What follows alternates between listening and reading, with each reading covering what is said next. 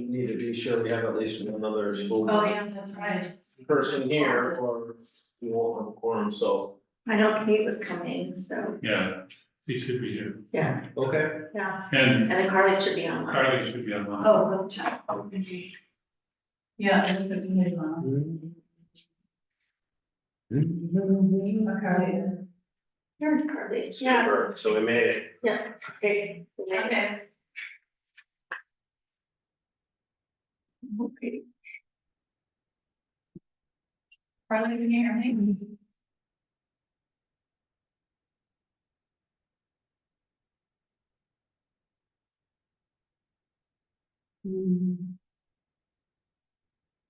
Okay, Carly is the panelist.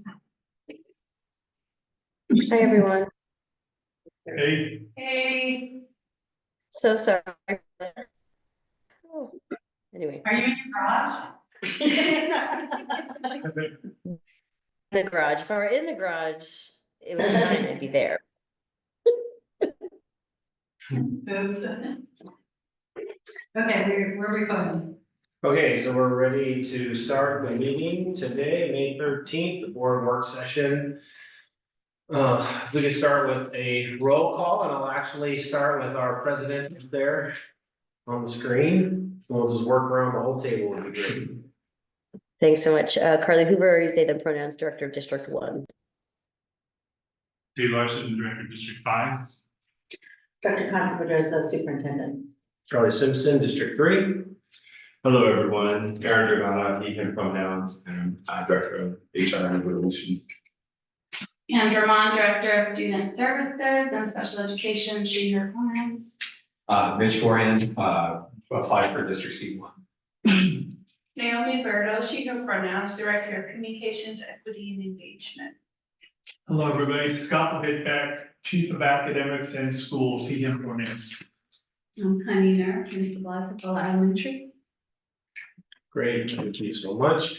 Okay, so we want to welcome our guests here. Perfect. Thank you for coming. Can I get in approval of the agenda as it's set? No changes, yes?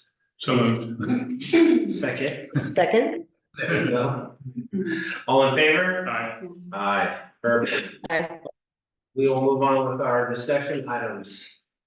We're gonna go right into the Tukwila Elementary School improvement. Presentation. An update. Just starting off with our vision and mission, we got that idea from the district last year. We focused on trying to build a community within our schools, and it might not be up there. Okay. It might be the updated version. Yeah. So we go down, we made the mission and vision together last year at the beginning, and it just really centered, both of them centered on intentionality, debating a positive environment, but just that collaboration between students, families, and staff, and centering equity as a driving force. And then what we do is we revisit our vision and mission every staff meeting. And at the beginning of the year, we revisit it to see if it still serve the purpose that we're trying to go into the next year, or if we need to tweak it to meet our needs. Then if you go to the first picture, it's gonna quickly buzz you through. Oh, there it is, the vision down there. Here at Tukwila Elementary, what you'll see is we are focused, we concentrate and we learn. We work hard, but we also celebrate harder. So a lot of our students, they work incredibly hard to achieve things, and then we make sure that we properly celebrate it. There's no I in team. We've really been emphasizing collaboration and community this year. Our lunchtime is our social time. We gave up on trying to keep the level voices low. We just, everybody's happy, so we're gonna keep that going. And each class is truly a unique community, and you can just feel it in whatever class you go to. The teacher has a great dynamic relationship with their kids. We celebrate important milestones. Can I just ask a quick question on the lunchtime, because we're considering, potentially having a cell phone policy for the district. And so you're the parent, I'm just trying to understand what the current schools have in place. So you have in place basically put the cell phones away for the Yes. day and then take them out at the end of the day. So, and which among other things helps at lunchtime. Yeah. That's one of the things I was curious about. So the Yeah. students are socializing at lunchtime, Yes. yeah, which is great. And that's why we also gave up on the volume, because we realized even as adults, we don't stay quiet when we're eating, we talk, we communicate, we collaborate, so we're learning. We celebrate important milestones. And STEM learning really begins at kindergarten, and some of the incredible work that Ms. Wright does, we can dig into later, but she really infused the robotics program into the class. So sometimes when I'm in there, like little kindergartners are making cars move, little kindergartners are programming things, and then it looks incredible when they're in 5th grade after all the work they put into the class. And then we celebrate students for showing the character trait of the month. And this, alongside our morning meetings, has really been our core piece of not extrinsically celebrating, but intrinsic motivation of like, we're trying to build character within you. And then, that is embedded into our morning news and our morning meetings. So the kids are really excited, and sometimes we have to be like, hey, it's okay if you don't win. You'll get another chance. And then this year, we got some really exciting visitors that we weren't anticipating. So we were selected to have the Seahawks visit our school. But it was a very like last minute quick, like, hey, would you be interested? And we quickly put it together, and it was centered around reading. We got donations for books and materials and supplies. The kids were incredibly excited. It promoted reading. We met a new author, so I didn't know this individual until we met him there. So he's a past Seahawks member, and he's the one that created that book that he's reading to the class. And also he's going to help our school build a garden where he's going to help fund and put everything together. So we're excited for that project as well. We had a couple of really nice plays that also came and performed for our students. And this one was a little unique and different because we've never had an Asian theater come and share their culture and background. So the kids were, but we had so many Vietnamese kids, because a lot of it was Vietnamese based, that were just like, what? I know that. I know what they're saying. I've heard that story. So it was just really nice to see something different that all the kids could relate to as well. And then we got camp back this year, and man, were our 5th graders so excited to be out there and playing with each other and being in the outdoors. And then Ms. Rin did an incredible job for the kids that were left over. She created a camp experience at school. So the ones that stayed behind, because it was new, it wasn't something we've done for a while. So we had a lot of parents that were hesitant. And I don't think that'll be an issue next year. It might work out a lot better. We created a in-school camp experience, and the ones that went, like they had lasting memories, like they wouldn't stop talking about it, which is wonderful because it excites the next group of camp kids that are gonna go. So And- we're gonna have, I just said, I think we're gonna have a challenge budget-wise. Yes. Because, the legislature in their Yes. infinite wisdom has decided to cut the funding for education. Yeah, it's something that we have to talk about as Yeah. a school, because I know in the past, just to share, in the past, we've had, for context, the board and the district has always prioritized camp and has set aside funding for camp. And last year, we received a huge state grant for all of our students to go to camp, so that got removed this year from their budget. So it's something we have to talk about in consideration moving forward, but I'm glad that they can do. Okay. Okay. The one other thing I was curious about, so the group that came down and did the theater presentation on Asian cultures and so forth. So that one, that's from that was a group from the Fifth Avenue Theater? Yes. Yeah. So I'm kind of curious, I think it sounds like they only went to Tickle Elementary because they didn't go to Cascade and they didn't go to Thorndike. And I know they wanted to go to both of those, but anyway, Yeah. we need to figure that out because I saw the show when they did it at the Performing Arts Center. Yeah. And it was really good show for all the reasons you just said. Yeah, it was incredibly fun, and the kids loved it, and it was one week where we had 2 back-to-back assemblies. You couldn't tell that those kids had to sit through 1 hour. So, but that was the pretty parts of what, we had, and boy, did we have one heck of a year this year. And this is really just highlighting our school has a news crew that our morning messages, they are the ones who do it. They put together the videos, they go out, take the videos, they edit it, and then they produce the actual product, what it looks like to have our daily news. And this starts as early as third grade. So a lot of the students, Ms. Rice shows them and then she kind of lets them do. So our entire news crew is run by our students from third to fifth grade. There are feature reporters. I don't know if we have time. You could play a quick snippet. It's only 2 minutes long. If not, that's okay. We can bypass it. I'd like to see it if Okay. you have time. It's that one that says take pictures and do special reports. I think you can just click it. This is a PDF, so I don't have. I think you can, because I tried it. The one that says take pictures. Yeah. You're right. Yeah. Honey.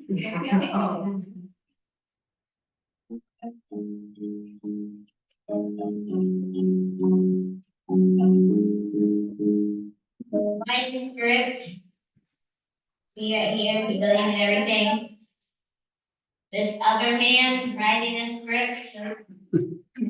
So they create the scripts that the newscasters are going to be Helping reading. each other, yeah, yeah. Done.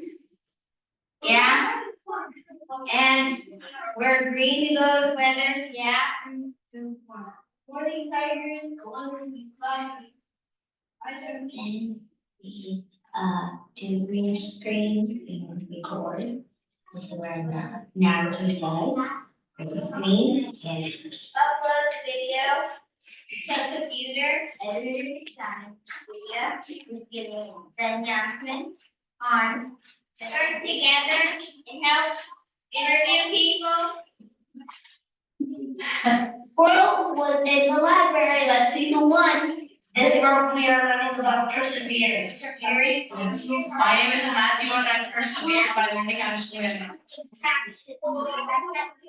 never paid off.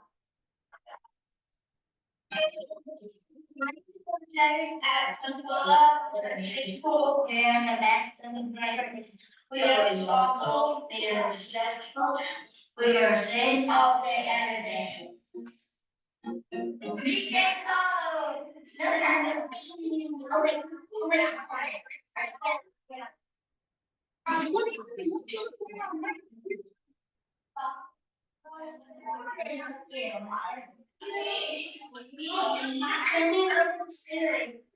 It's gonna make a voice and then spin right, three times and one time again.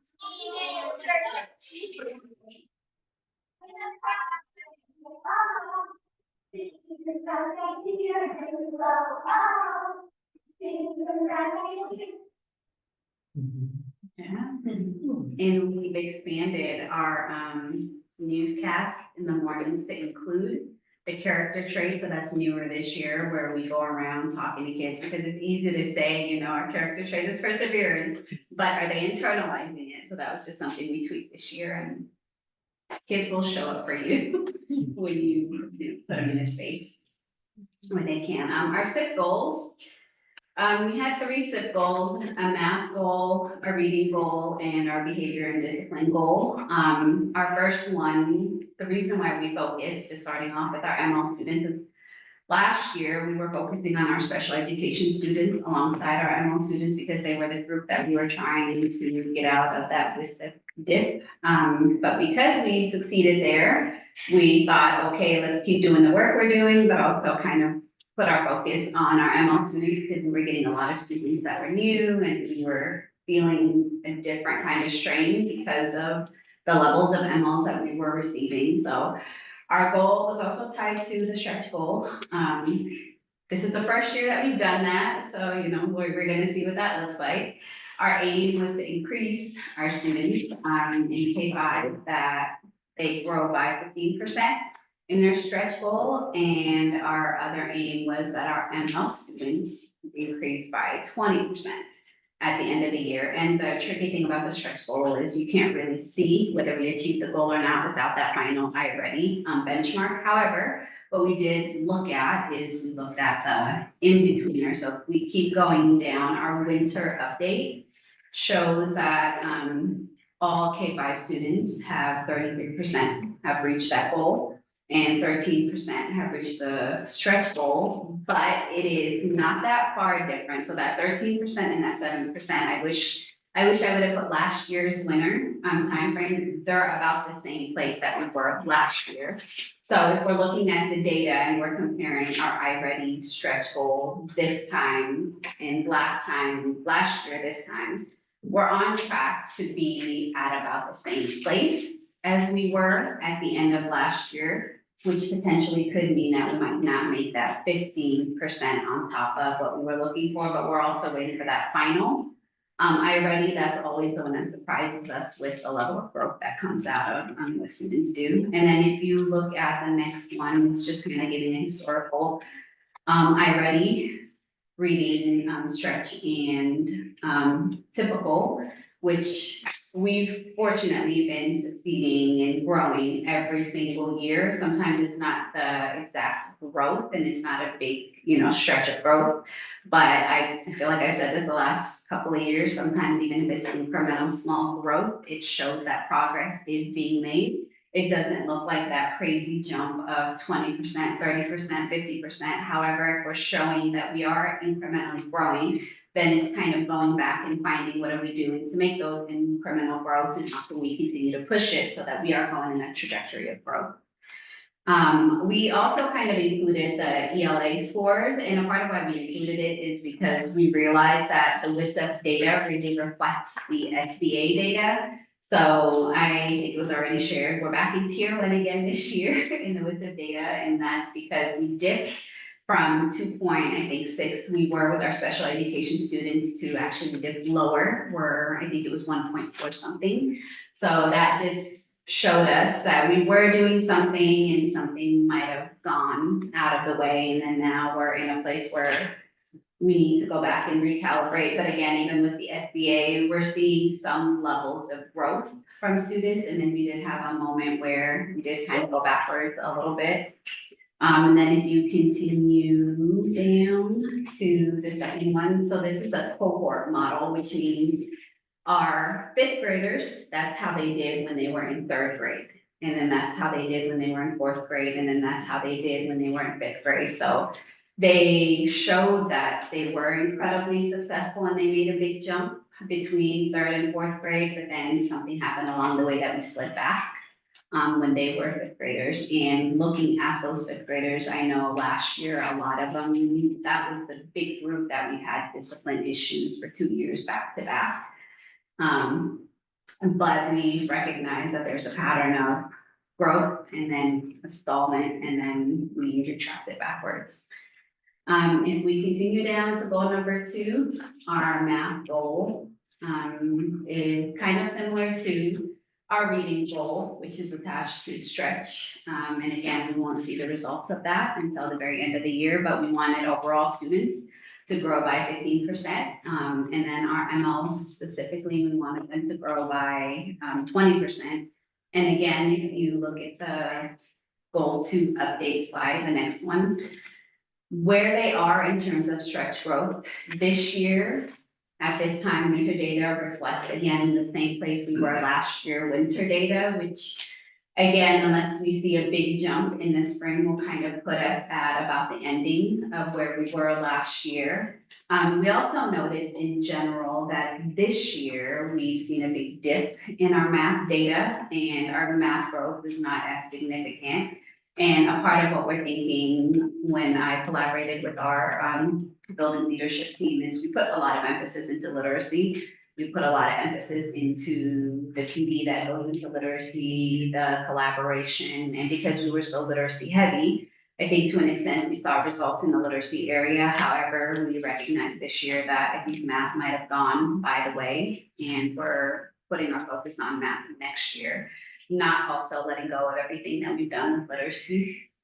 And again, historical data kind of shows that we are growing and there is growth being noticed and seen along the way. We did again with math. If you notice, we dipped a little bit with our ML students and even our Gen Ed students. But that is something that we recognize all of our energy, time, and focus has been put into our literacy, and we need to find a way to find that balance so that we're prioritizing math as much. And I think with the new math curriculum, that might help, because now we have something across the board that we're all able to use. And in the same way, we just kind of included the SBA data to just show another picture too, because this is where the WISIP data is tied to. And again, we are seeing progress and growth to an extent, but math is more so, like I said previously, we're struggling a little bit more in that area. And it is showing that we made a huge dip with last year's fifth graders coming at a passing rate of 19%, where previously they've had higher passing rates. And the next one kind of shows the historical context of what it looks like through the years. We went from third grade being 33%, fourth grade 34%, and then that big dip happening again in fifth grade, which, you know, sometimes data that's not pretty is good data. It just tells us what we need to focus on and what we need to put our time and energy and consistency into. And then the next one is, again, that cohort model of showing you those fifth graders, how they were prior to when they were in third grade, where they passed when they were in fourth grade. So this is just one group of kids that you're following across the board. And as you can see, we went from 30% all the way to 19%. So again, kind of re-emphasizing that something is going on in our math instruction that we just kind of need to look at, address, and work on for the following years. Just a little bit of feedback, if you don't mind, just for the cohort data, make sure you put the year of that data with that, for example, just so it says fifth grade, that's the 24 test, yes, the 23rd test. Gotcha. Just so people, when they see that they know specifically, instead of, because some people don't always understand what cohort data Okay. means, Yes, just for future reference. I got you. We can, Harley, do you have a question? Sorry. No, sorry, I'm so sorry to interrupt. I know virtually is tough here. I was just curious about if you have any hunch if like the implementation of the new math curriculum, I mean, it's a different type of instruction, right? Different approach. Do you think that had any part to play in some of that decline, or are you more attributing it to some other factors? I would say no, because this is before the new math curriculum. I think it's just we've been without a consistent math curriculum is one, and then two, we just haven't prioritized math. I think our emphasis was on literacy because we wanted to increase those scores, and we were hoping that some of the work we were doing in literacy would transfer into math, but what we're recognizing is it's staying within the literacy space. The strategies and things are not transferring into the math area. And I think that's a part of maybe the perceived division of we're doing this for literacy, and it doesn't necessarily have to be in math, but we haven't tested. So the group that we have this year that's doing the SBA will be an indication of how the math curriculum did or not, because that's the year we're all using it. So you mentioned that there was, yeah, so we have a new math curriculum. What's your feeling about needing a new reading I curriculum? really appreciate that you. It's kind of like you focus on literacy in spite of not having a new curriculum, but Yeah. that made some just the sheer fact of focusing on Yes, and what we did is the level of focus we put into literacy was we created scope and sequences. So we knew we didn't have a curriculum, but we created scope and sequences. We focused on power standards.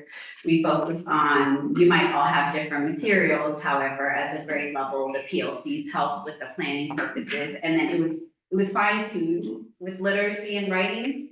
And then math was, the hope was it would transition over, and it really didn't in that context, but we're hoping next year we can repeat a part of the model of what we did, and it should go out much better because we have a curriculum. And I'll share some of the feedback that we got from the curriculum and what people had to say about it as well. But that's my thought process, is if we put that same level of consistency and energy into math, we should see results as well. Could I follow up with another question?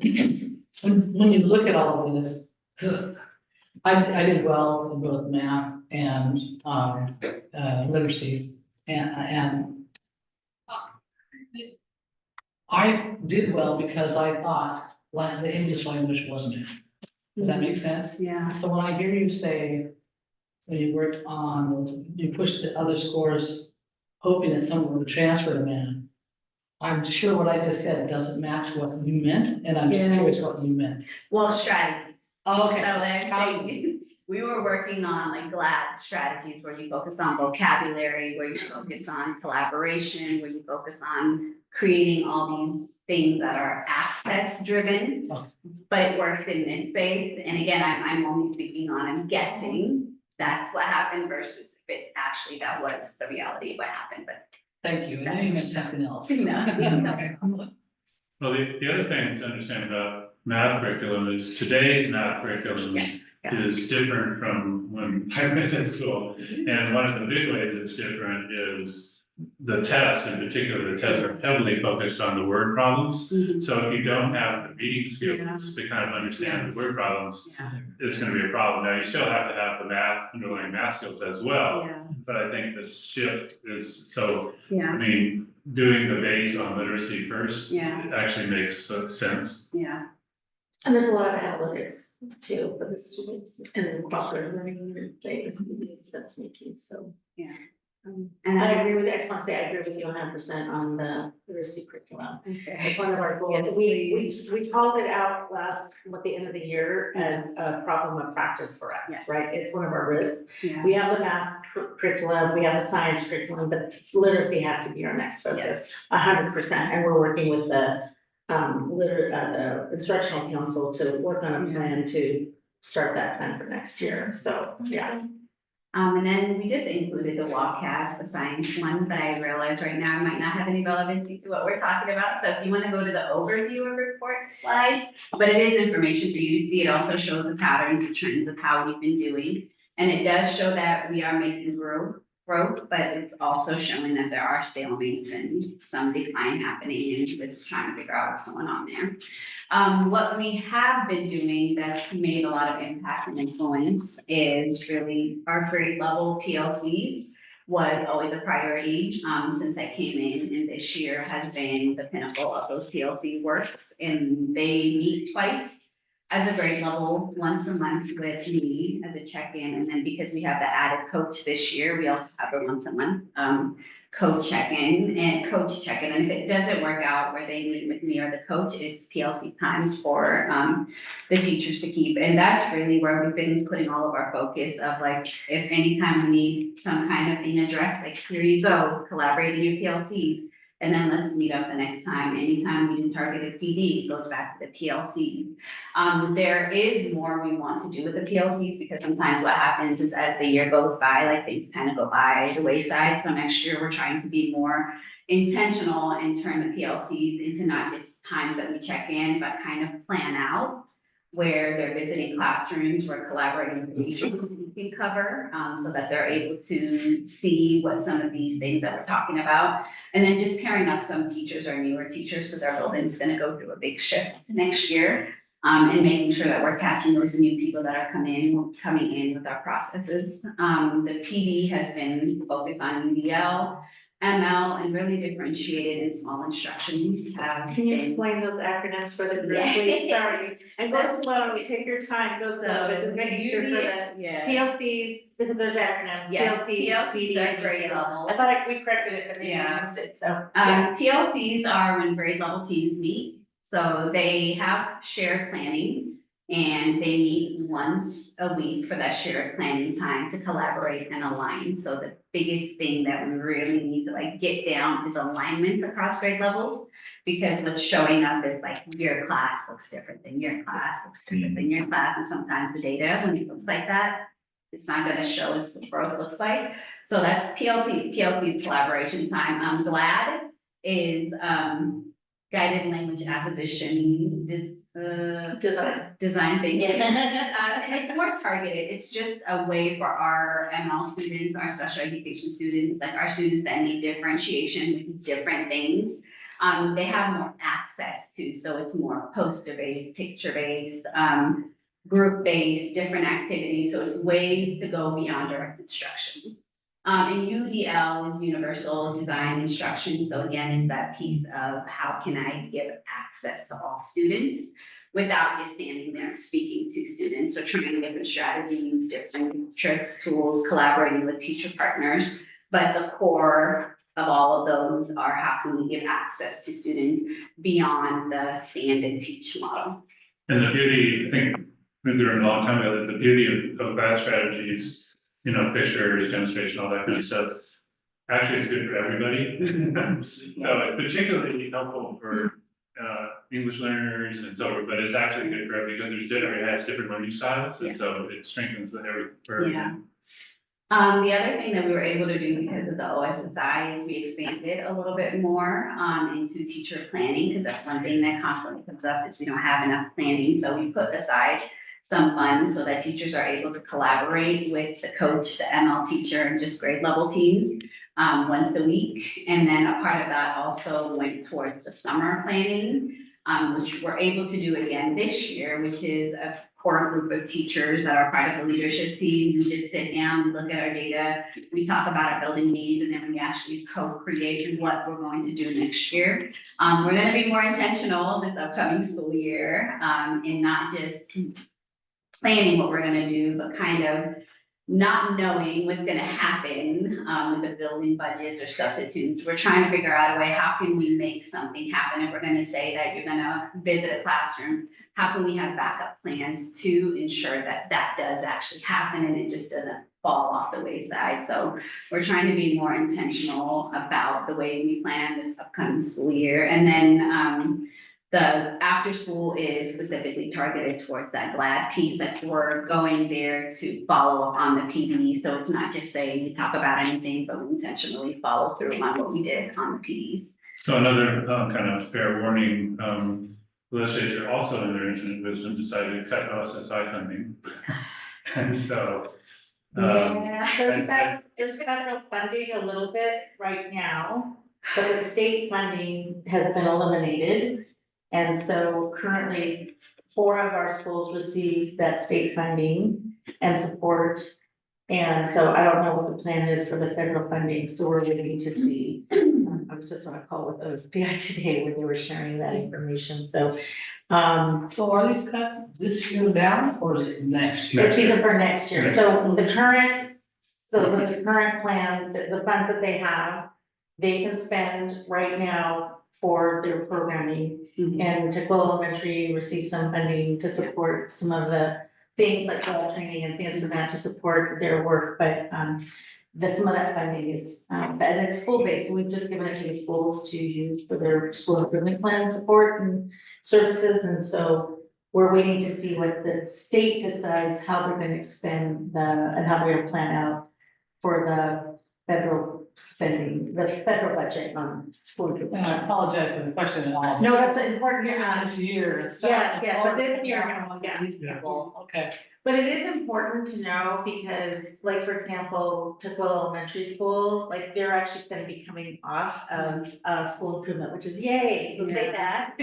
So congratulations, that's great news, but in its wisdom, they got to keep the funding for another year to keep doing and continue their improvement efforts, right? So, so for schools like Tukwila L, they'll work it through, but we have other schools they're making growth too. We just don't wanna stop that growth, right? So, we've gotta figure out how to support them in other ways. so it's good to know, I just fired off an email to legislators, pointing that out to them, and it's good to know. You said you were using it for teacher planning work, it's always good for me to know what it's being used for, because then I can, when I make the case to them, you're taking this away, why? Yes, and then the street data that we talked about earlier for the iReady math curriculum. The biggest thing that's coming out of it is it's very wordy. And a lot of it, I think this year was a year of just getting to know the curriculum, and a lot of it was teachers trying to figure out what the pacing is and what to use, what not to use. So when we had that February meeting where they came in, a lot of the concerns that came up repetitively in all grade levels was the lack of hands-on learning. We also found out, which we're not 100% sure, maybe like we misunderstood in the way it was explained originally, that the iReady test is not connected to the iReady curriculum, the math curriculum. And then we found out that the way the test is done is like sometimes it's intentionally the students are supposed to miss points and then it keeps them going and then it brings them down. So there was that piece that I think teachers just felt, why are we doing a test that doesn't connect to the curriculum, and why is the test being projected that way, can it not just question students on what they know versus like intentionally setting up for them to fail a couple of the questions? You're talking about adaptive testing? Yes. Yeah. Yeah, so that was a harder part for a lot of my teachers to comprehend. There's not homework options. The pacing was difficult especially if you're newer to follow through. We did get some manipulatives and things, however, a lot of it was you had to print it out and you had to create it and you had to cut it. So there wasn't that, there's an activity, but then you have to create all the materials for that activity.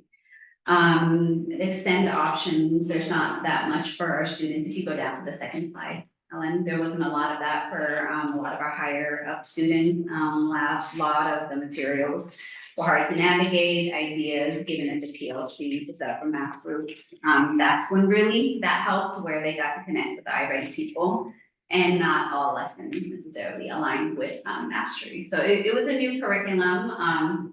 The other part I realized is I think it would have been beneficial if it wasn't optional to attend the training at the beginning of the year. It was mandatory. That would have kind of resolved a lot of the confusion and issues, because when that lady was able to explain it to us, it was more about, oh, aha, where I don't know if that's what was done at the beginning of the year. But the people that did do this last year and they were just piloting it had a greater success with unfolding it, because they knew what to leave out and they knew what not to use and they knew how to kind of pace it better. But even they had that same comment of, it's very wordy and it's very long and it takes a while to get to that mastery level, which is a little bit different than what we're used to. I guess the other idea on that is there opportunities for teachers in the different elementary schools to talk to each other about implementations? Because we saw, maybe in instructional rounds of Cascade View, we saw a lesson, being taught that seemed to go really well. So it'd be nice to have some ability to share experiences. Yeah. And then the last one is goal 3, which was discipline. We aim to reduce our discipline referrals by 30% from 193 referrals to between 135 to 130. We gave it kind of a little bit of a buffer. And then we also reiterated to teachers, if you need to write a referral, write a referral. No one's asking not to, or we don't need our numbers reduced because we want actual data. What we're noticing, I think I might have wanted to put this one first, the second one down. So this is what our data looks like right now. So our goal was 130 to 134, the referrals that we wanted in total for this year, our goal. And right now, that number is a little bit higher. I think we're at 112 because it's May. It's that, spring fever season where everybody's last push for everyone. But we're like at 112 referrals, and out of just looking at this data, we had 35 major referrals and 69 minor referrals. And then if you go back up to this one, the historical discipline data. So my first year here, we were at 412 referrals. And then we worked and tried some things and we got down to 227 referrals. And then this year, we're at a place of, again, we see continued growth, and this is also with the emphasis of if a referral needs to be ready, please write it, because at the end of the day, it's also valuable data that we need to see how our students are doing. We need to work with them on. So we didn't just meet our goal, but we actually showed up a lot lower than we were anticipating, which again, I think was a surprise to everybody in the building, because sometimes it doesn't feel like it when you're constantly going through the motions.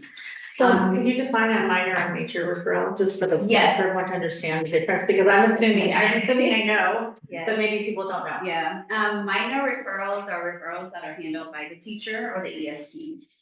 Major referrals are referrals that are handled by me, parent conferences, or potentially suspensions or expulsions.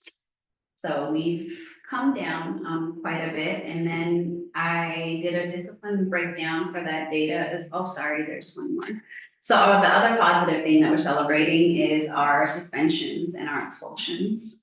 We only had one suspension this year, and it was a major situation that happened earlier on in the year. But after that, like a lot of what we're doing this year has really worked, and a lot of it was family engagement. and just communication and connection, and just immediate, connection with our family. I'm wondering, are you seeing, differences in, this doesn't break it down, for example, by classroom? I mean, I know, you know, classroom management is, I think, probably one of the major reasons that young teachers leave our profession, because it's challenging for them. So I'm just wondering, do you have a lot of the referrals concentrated maybe in a few classrooms that may be, you know, inexperienced teachers, or? Yes and no. Actually, a lot of our referrals are concentrated outside this year. Oh, Which is, outside. yeah, in the recess Yeah. or the cafeteria, which is different than Yeah. last year when we had 8 suspensions. It was mainly concentrated in the classroom. Okay. And it was really within one grade level that just struggled more than any other grade level. Where this year, what we're seeing is it's spread out. So it's not congested to one grade level. The majority of the issues are outside, it's recess. So if you go down, physical contact is number 1. So referral by behaviors, and a lot of what it is, it's not, we call physical contact if you make any form of like pushing, shoving, pulling, anything like that. Not actual physical fighting. The only one where we've had a physical fight was the one that the suspension occurred in. So that is the biggest issue, is kids keeping their hands to themselves. By location, if you go to the next one, it's the playground substantially outweighed, and then classroom comes in second. And then with the classroom, I would say it was really mainly kindergarten. And a lot of it was, we had special education things happening in kindergarten. So some of those, I would even argue to say, the referrals were written, but afterwards we found out that the student actually had bigger needs. And usually when we find out that a student is in that place, we stop writing referrals because it doesn't serve a purpose. They have something that they need more support in, rather than just constantly writing them up and doing that. And then if you keep going down by the time frame, it's recess. It's usually from kindergarten all the way to 5th grade. Recess and lunch is where the majority of things are pulled in. But then we have little pockets of time where I can tell you that first dip, I already know the student that one is. It's just periodic, the same thing. And then at the end of the day, that 2 p.m. it's congested to 1 or 2 students that are due to other needs that are just experiencing and expressing those restrictions. And then Friday is always Friday or Wednesday. I'm surprised that Wednesday isn't showing up as much, but Friday is really like kids are done, the week is over, they're ready for the weekend, they're tired, and it's just showing up. Just a quick question, the lunch hour seems to be a lot hyperactive, so they might be out of recess doing what they're doing. Yeah.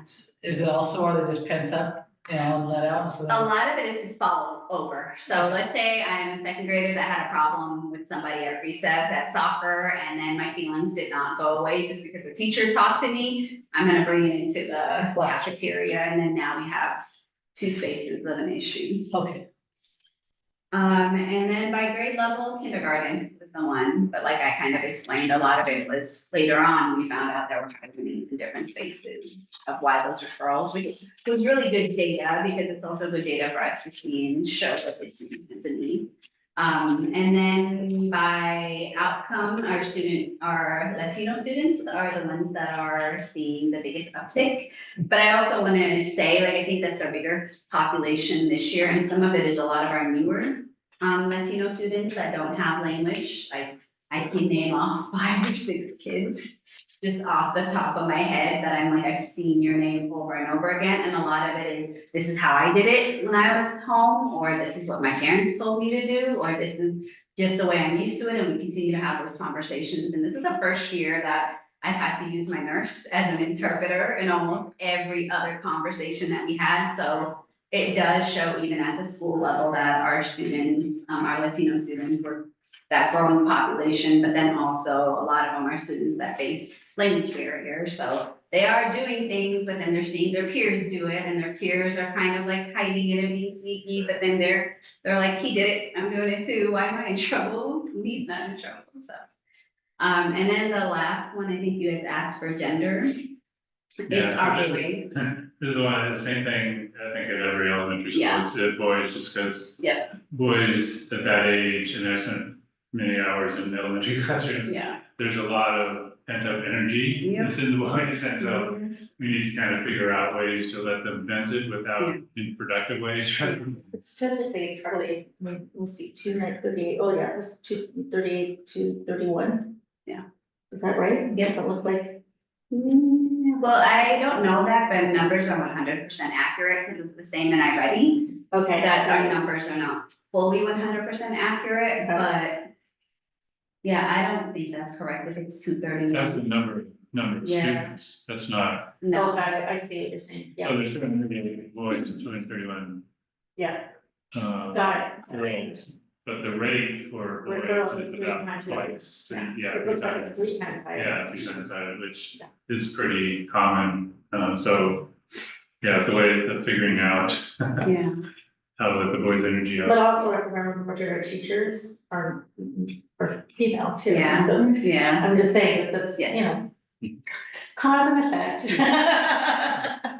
Right. And I'm kind of rounding down, so what we have done this year that's really worked, I believe, and I think some of my teachers can attest to as well, is that we prioritize and focus on family communication. And that was from last year, we had a lot of families that would hear from me first, and then they would kind of feel like, why am I hearing from you? And I haven't heard from my teacher, or I didn't know this is happening, and if I did, I would have done something. Well, we came through for them, and sometimes they get upset because we're calling you constantly. However, what we've seen is sometimes parents might be tired, kid might get tired, but then that one thing happens where it just changes the trajectory of like, okay, this is my final pivotal thing, and we see that things change. So we really focus on teachers being the first ones to communicate about the incident, even if it happened at recess, taking notes, so they're recording, and we have multiple different note-taking sheets.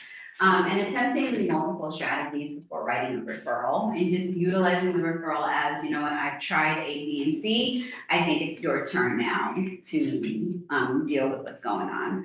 And then this year was the first year where we implemented morning meetings for all classes. Some of our teachers were doing that previously, but now there's 20 minutes carved out into the master schedule. Everyone in the building has to do morning meetings, and some of that time is utilized for building those strong character traits, intrinsic motivation versus extrinsic motivation. So we did away with our prize card, which is what we would give students, you know, tiger paws, and if they did really good behavior, and then you'd get a prize from a card once a month. We took that away. We were nervous because we thought, okay, it's gonna show up a little bit differently because kids are used to getting rewards. We actually saw more positive responses. Kids, like our referrals didn't go up, they went down. And a lot of the motivation and the support comes from the classroom where they're celebrating together in there. Sometimes if they do such an incredible job within the assembly or in other spaces, we just go, you know, you've done such a great job. We're gonna get 10 minutes of recess for all of you because you sat through an hour of this and you sat through another hour of this, and I've seen, so the rewards that we used to give are not the same. Now we just focus on that tiger paw being the reward that they get, and they take it home and they are very excited and motivated by it. And then kind of what we've seen and we noticed is a significant decrease again in our minors and major referrals. Only one suspension, no expulsion. There's been an overall reduction in discipline. We haven't noticed that our school atmosphere just feels much calmer this year than it did in the past couple of years, and our tiger paws are our primary motivation. I'm curious how you use, ruler. I was in one of your classrooms, earlier this year, and I noticed, We all have. yeah, well, I think they were using the popsicle sticks, Yeah. that kind of students come in and Yeah. kind of indicate how they're feeling Yeah, and how yeah. that is utilized in terms of the classroom. Yeah, and it's the same, it's just another thing that we have where even when I deal with discipline, the first thing is we can like be able to identify their emotions and be able to tell you where they're at, and each emotional box has a slew of emotions in it, so I don't know that it's fully being used across the board. We do have it at the beginning of the, every year. I don't think we have a digital version anymore because you have to pay for that, but we do still have like our posters and things.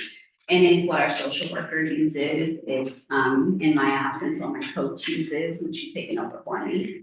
I think I've kind of already talked on that, and family involvement and communication has been our biggest one, and like I said, sometimes it's very, it feels like a compression for some families because we're constantly calling. But it's also made a big difference because there are moments where we have kids that we're calling you every other day, a month, or every single day, but then we don't call you anymore. And a lot of it is also parents saying, I need to know, I want to know, how am I gonna help my child? And it's really reduced, major instances and major issues.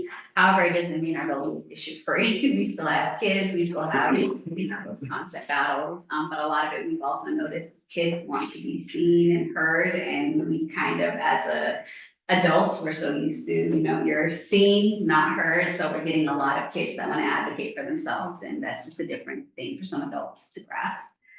And then for what we still need work on is kind of those repeated behaviors. So our tier 2 students, that's like the students that need more support than the building wide things, we noticed that they might have reduced. However, we are seeing repetitive behavior and trying to figure out like what are better ways for us to approach those students so that we can kind of eliminate some of those repeated behaviors. A significant portion of our referrals is physical contact, and trying to figure out things to do there. And some of the things that we thought about was creating strategies and alternative tools. And I think that was one of the questions. So if you go to the next one.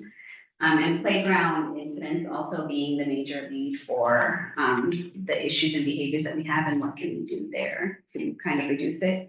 For next steps for next year, it's not fully something that we've solidified, but we're thinking about as a leadership team, like some of the things we can do to help with the physical contact, the discipline being, high in recess in the cafeteria, is empowering our ESPs to take the lead on the behaviors and expectations. What I normally do is at the beginning of the year, spring break and winter break, when we return, I lead the whole grade level through behaviors and expectations. The teacher leads them through it, but if we kind of change that model to the ESPs, taking leads in those specific areas, we think that might make a significant difference.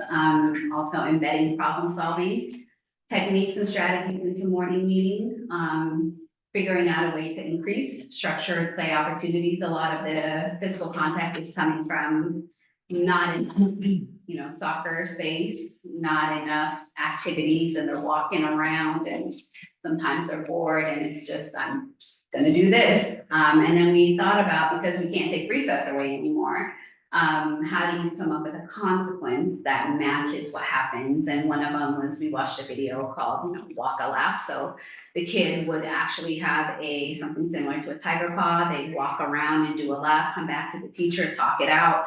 And then depending on how often that repeats itself, that's just an idea that we're kind of playing around with. And then I don't know that we really need to get into the next one. The WSIP data kind of shows that we did go down in the WSIP data. So we were foundational this year, getting ready to get out.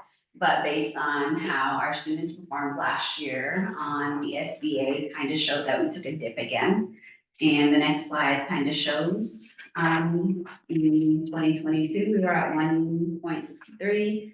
We came out of it at the end of 2023, and then kind of, cycled back in. And again, it's trying to figure out what can we do to break that cycle. And then what we're thinking for our special education students in terms of supporting that work next year. Again, it's still in the planning phase because we're currently planning for what's happening next year, but just kind of building on what we were doing the last couple of years, continuing to build that core instruction, data informed differentiation and targeted instructions, explicit instruction and test taking strategies and self-regulation. I think that was one that we try to shy away from because we don't want to teach kids how to take a test or teach to the test, but we're realizing that we might need to teach strategies and tools and techniques that they can utilize while they're testing so that they have something. And then just intentional collaboration between our special education department and our general education staff in the building, figuring out a way to kind of align, and we were talking about this earlier today, how do we align the goals that students have with standards so that it's creating a through line versus like we do have specific goals for special education students, based on the needs that they show us. But how can we connect those needs to the standards so that it kind of gives them that SBA prep kind of thing. Glow ups, I'm almost dead. Our PLCs are going strong. Our discipline has decreased. Our family engagement is much greater this year. We worked on alternative problem solving strategies, both in academic and discipline. We've had some incredible assemblies. Our daily classroom meetings have been working really well, and we did start UDL and differentiation approach this year in collaboration with my coach and her working on those professional development that she gives to the building. She's amazing, by the way, shout out to her. And then just continuing our growth, where we need to work on for next year is refining our special education process. And what I mean by that is like within the building, like how can we continue to bolster up the special education team, the timelines for things, the supports that we give students, continuing to refine our PLC practices, increasing our student voice and discipline. So that's something that I'm working on right now. It's just kind of getting feedback from students on how they perceive discipline is being done. A strong focus on math next year, more intentional PD to support not just math, but math and literacy, and how can we make sure that we don't let go of all the hard work we did in literacy and just bring math along. Increase support for our new teachers, just trying to think next year, with budget constraints, what can we do with our building and who we have within our building to make sure that our new teachers are set up for success with the staff that we already have. And our continued commitment to aligning within grade levels, which boy is a lot of work. And thank you for coming. You're not actually at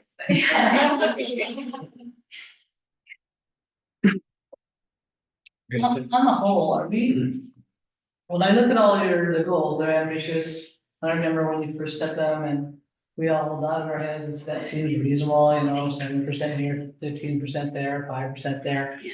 But you had a tough time kind of getting to those, and I know it sounds like you slipped, but when we looked at 3 or 4 years overall, you've grown. I know this will sound silly because I'm not an educator and I don't know. Are we just being too ambitious? I don't think so. Okay. I think also I changed the way I do goals this year than the way I do goals. So if you look at our iReady data, it looks phenomenal. Like our students are making incredible growth. Good. However, we're using multiple data points, and then stretch growth isn't normally where I ever go for a target, but I think we're just doing something different this year to see if we can target that stretch growth. The stretch growth is like kids gotta be at their grade level, which is a lot more difficult than typical goal, which is like you just gotta move up a grade level or two. So I think in terms of being ambitious, it's always positive to move towards a higher goal. And I think I believe in more incremental small growth will get you further along the way. But it was also, I believe our students not only will they, if they don't meet the new goal that we set up, we will meet the goal that we made last year. Okay. I think it just opens up the opportunity of there's something missing. And I think that's the part that we're always trying to figure out is like what's happening that we're not quite reaching here. Okay. And there is that ability because our third and fourth and fifth graders did phenomenal on iReady, just the winter data alone. I think it was like our fourth graders that grew by like 100 and something% in reaching their, not stretch, but their typical, I think it was goal. So I wouldn't think so. I think my kids are capable. My last question is, I keep looking for a baseline, but it's like, there's a lot of moving parts. Yeah. This changes that, approach changes, this didn't affect that or Yeah. whatever. Yeah. We had COVID, all kinds of stuff. We Yeah. throw all of this stuff out there. A year from now, we're gonna say, oh, we have binding conditions and Yeah. the federal government and the state government have come through the way they should have. When do you have, or when do you think you'll have a baseline that we could actually really rely on Yeah. for measuring this? I know a big difference in my building, and I think as a staff, we're just kind of curious to see what it will look like, is we used to have interventionists, both math and literacy, and we moved towards a coaching model. My coach is amazing in terms of supporting the teachers, like she's very resourceful, but it's different than what we once had, and that was a key thing that we relied on for like those low students that needed to reach grade level. I think if we're talking about a baseline that'll be hard to do in education, even if we come out of, Hard time. what we're in right now, even if we come out of binding conditions. I think what we really need is like structurally within each building, we need things that stay even if people leave. So creating systems that were created for students, and then if that individual leaves, you just need somebody else to pick up that system and continuing. And I think that's what we're missing, is the systems are not fully functioning without a person. So when a person leaves or a system shifts, then it's almost like starting all over again. What do we do? So, but I think education is always changing, and we're always gonna try new models, we're always gonna do different things, but that baseline is really what are those key things that even if I leave or, you know, somebody else leaves, it's there, somebody else just has to pick it up and continue. I Thank think the baseline we're looking for. So, first of all, you're talking about increasing student voice in the discipline class. So that's really a nice alignment. The project we have going in Portrait of a Graduate is we're trying to get, you know, student agencies, students to speak up and get their, and then have the system respond to them in a positive kind of way. So I think that's really happy to see that one. That's really well aligned, I think, with where we're trying to go with that one.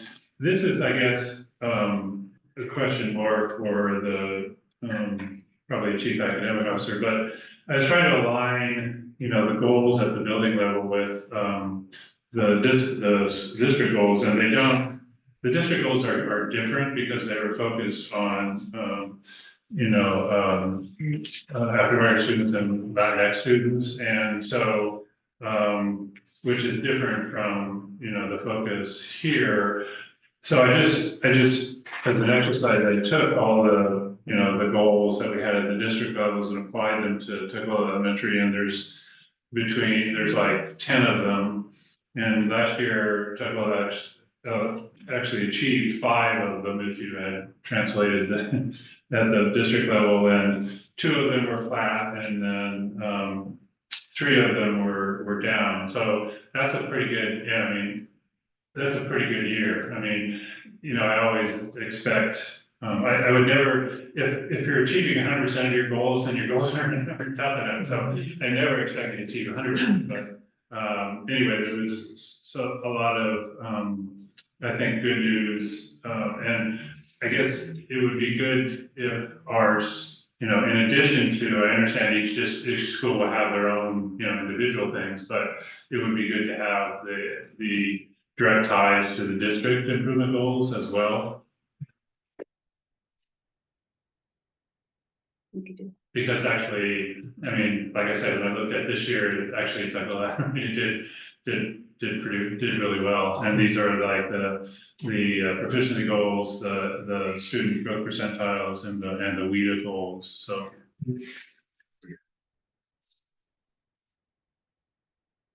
Want to make sure, probably have anything that she wants to put to, or any other questions before we move on? Definitely just have a few comments. I just want to, again, and I think, Ms. Nori, do this almost every time you present, just to want to acknowledge just the culture builder that you are, right? You started the presentation just highlighting all of the scholars, really engaging in those morning meetings, really taking ownership of that role, and just really demonstrating strong practices that promote belonging, build culture, elevate youth voice and ownership. And so I'm just really grateful and continue to be awestruck by how you really lean in and develop culture in the way that you do. I also wanted to just share some appreciation for the way that you painted the picture with the discipline data and looking at the different times and the environments. I think so much of discipline, obviously this is a generalized statement for sure, but so much of discipline is about the environment, right? In ways that we have opportunities, right, to continue to examine environmental factors that do impact how young people are showing up and in what ways. And then just also really impressed by the way that you've examined incentives. I think that it is so easy to incentivize young people with things, right? Rather than helping them see themselves, right? In a way, and also like when we incentivize with things or just praise, right? We're actually perpetuating young people's need for approval and praise. And so by switching that model to really lean into how are we promoting these intrinsic motivators, right? These intrinsic incentives, is just really a powerful thing for developing the social emotional awareness and competency of the young people that are in your school. So just want to highlight again that amazing work and thank you for everything that you're doing. Thank you. I just wanted to add also, this is probably one of the best presentations I've seen in terms of actually looking at data and then coming up with things to do as a result of the data. That's been kind of a struggle for a lot of things in this district, but you know, the fact that you have a really great list of stuff based on, here's what we looked at, here's where we want to focus on, boom, go. So I really appreciated that. Yeah, I agree. I think just with your action, right? You recognize an issue and then you're trying to solve the problem and then you're gonna put it in place for what's gonna be next year. And I appreciate that definitely from doing that. So is there any other questions or thoughts? No. Thank you very much. Thank you for your presentation. Thank you. I'll see you on Saturday. For those of you who don't know, Connie is in a doctoral program at the University of Washington. And I'm one of her support people. So but she's been doing this as well as a scholarly program, but I think it's just really great to have. Well, that would explain why she's so good at dealing with data. Yeah. And as long as she's not going anywhere, then. Yeah, we're not gonna, no, our goal is to be prepared. Very Perfect. Thank you. I just want to make sure they knew all the work you're doing this year on many, many levels. So thank you. Thank you. All right. Okay, if there's no more questions, we'll move on to our next presentation. And then just, so you know, also just, we've invited all of the art teachers in the programs in the Tukwila School District to arrive and come. So they'll be coming in at different times because some of them have coaching and this and that. So I just want to let everyone to know. And then they'll be at the end of the sharing some highlights from their programs and some challenges they've had this year as well. So we've invited everybody, and so I think about 4 or 5 have accepted. Yeah. And then so I think it'd be great to hear from our educators themselves about how arts are going. Anyway, yeah. Okay. Chief Whitbeck. Great, thank you. Yeah, like to present about our arts program for this year. And this is put together by Director Jessica Proctor. She couldn't be here tonight, so I'm presenting her report for her. So the first couple slides is our standard. We always make sure we use our district goals from our strategic plan as well as our basis goals as a overall focus for our programs and our assessments of how we're doing. The slide 5, just a quick review of our programs. In elementary schools, we have our 3 elementaries, they share one visual arts teacher. And we have, each school has one music teacher. And so in that way, all students in elementaries do participate in visual arts through our specialists they rotate on a rotating basis among the schools. Slide 6, secondary arts, middle and high school share some teachers and have a combination of band, art, and visual arts. 3 full-time teachers between the 2 schools. That's kind of already showing a opportunity or a weakness area, but of course we would love to have more teachers, but with our budget, here's the number of teachers we have for the arts.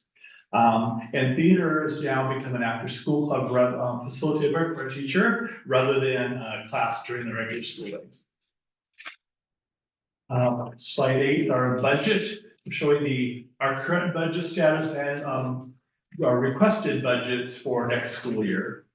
So slide 8 shows, well, first something wonderful news to share from our Chief Financial Officer, Amy Fleming, that it's looking very close to done, that we're going to received a $50,000 grant specifically for the arts from the organization Foundry 10. Nice. Yeah, very nice.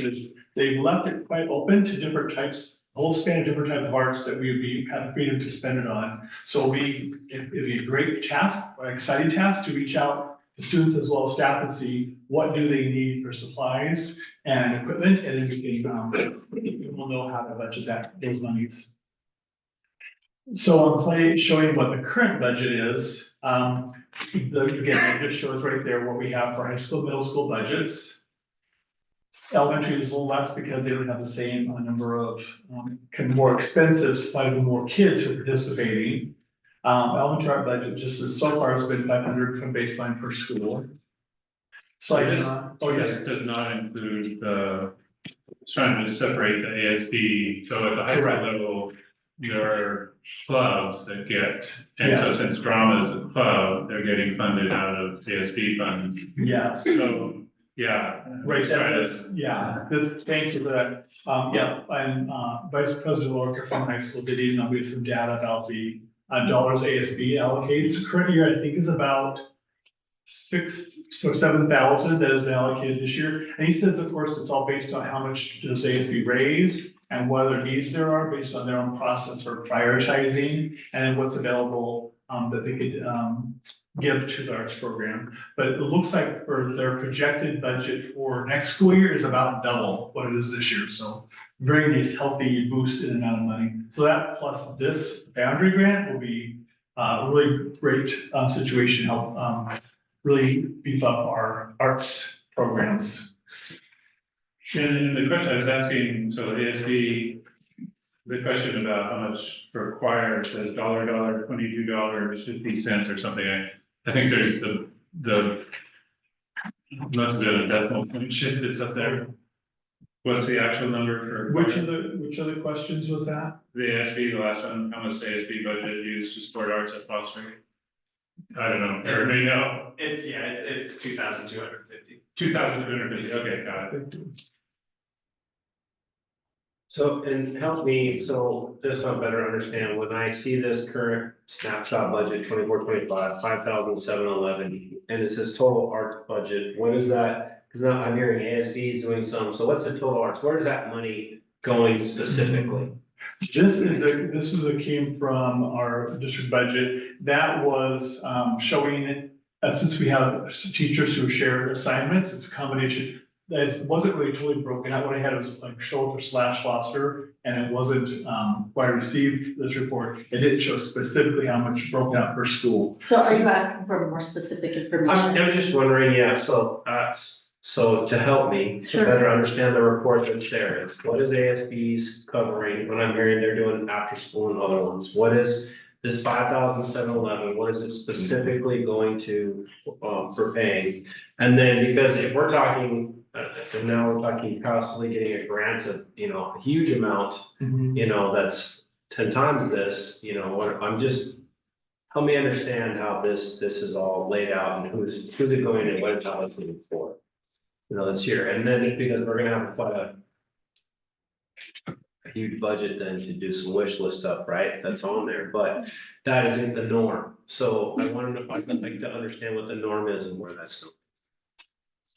Well, and yeah, there's also this separation, so there's arts classes, which is art class, band, I guess, is a class. Choir is a class. Right. Drama is not a class, After it's a school club. but now it went to, a club, Yeah. so the funds. So it's getting money from ASB, not, Right. yeah, so, So just for my, yeah. it would help to know how that's all done, please. Okay, no problem, my bad. And then there's several requests here for, we need to get, all these arts need like field trips and go out and see the arts, which has been basically cut to almost nothing. And so, and I know students love to do that. So that's mostly gonna be, well, again, it could be both. It could be in the school class programs, and it also could be clubs as well. So anyway, yeah, there's all that. Yeah. And I've gotten those to make sure it's a breakout per school, per funding source, And whether it's classroom support, or if it's extracurricular support, that hit the main things your board's looking for. Yeah, I'd like to see where the dollars go, how much is allocated and where's the money go? We'll have to go back and get that in a spreadsheet or something. What we can do is we can get, we'll ask all the principals, to help us draft out specifically that, so this, so let me ask more specific questions. Just if we're gonna do this, are you talking like specific, for example, at the high school, like they have choir, they have drama, they have this and they have that. So do you want it broken down by that or specific, more specific than that? Nope, Okay, that would be that'd be perfect. great. Okay. So how much is each Each activity is receiving Each from this? discipline, got it, yeah. Yep. Okay, that's helpful, because that makes it doable. Sure. And then there's also the new stuff, so I see in like Kathy, you talk about they're doing a beat club or something after school. And we've had numerous after school theater groups with Disney in the schools. Apparently, we don't have that anymore, but that was at Teclo Elementary for a while, it was at Cascade View. I don't think it's ever been at Thorndike, but any of those kind of after school things that, I mean, those are all great programs. I'm not sure whether, how much of that stopped because we didn't apply for it, or, you know, what the deal was. I mean, I think we had some costs associated with that, we had to pay the teacher support, anyway. We just, I need this whole big picture of, Yes. you know, what's going on, and how can we, what do we need? Because, if we're gonna get a big infusion of money, then we need a list of, here's what we wanna do, boom, boom, boom, boom, here's how much it's gonna cost. And I also want, so all the art instructors, you are also, or music, you're also, this is a work session, so you're invited to join us and sit with us up here and make sure, there's seats all around here, so just make sure, and some of our student directors are in here. So just please know that we want you to be part of the conversation with us. Yeah, yes, absolutely. Yes, please join us.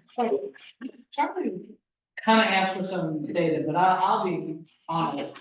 If I were to draw a pipe for somebody who's a resident here and say, this is all the art money that we use in the school system.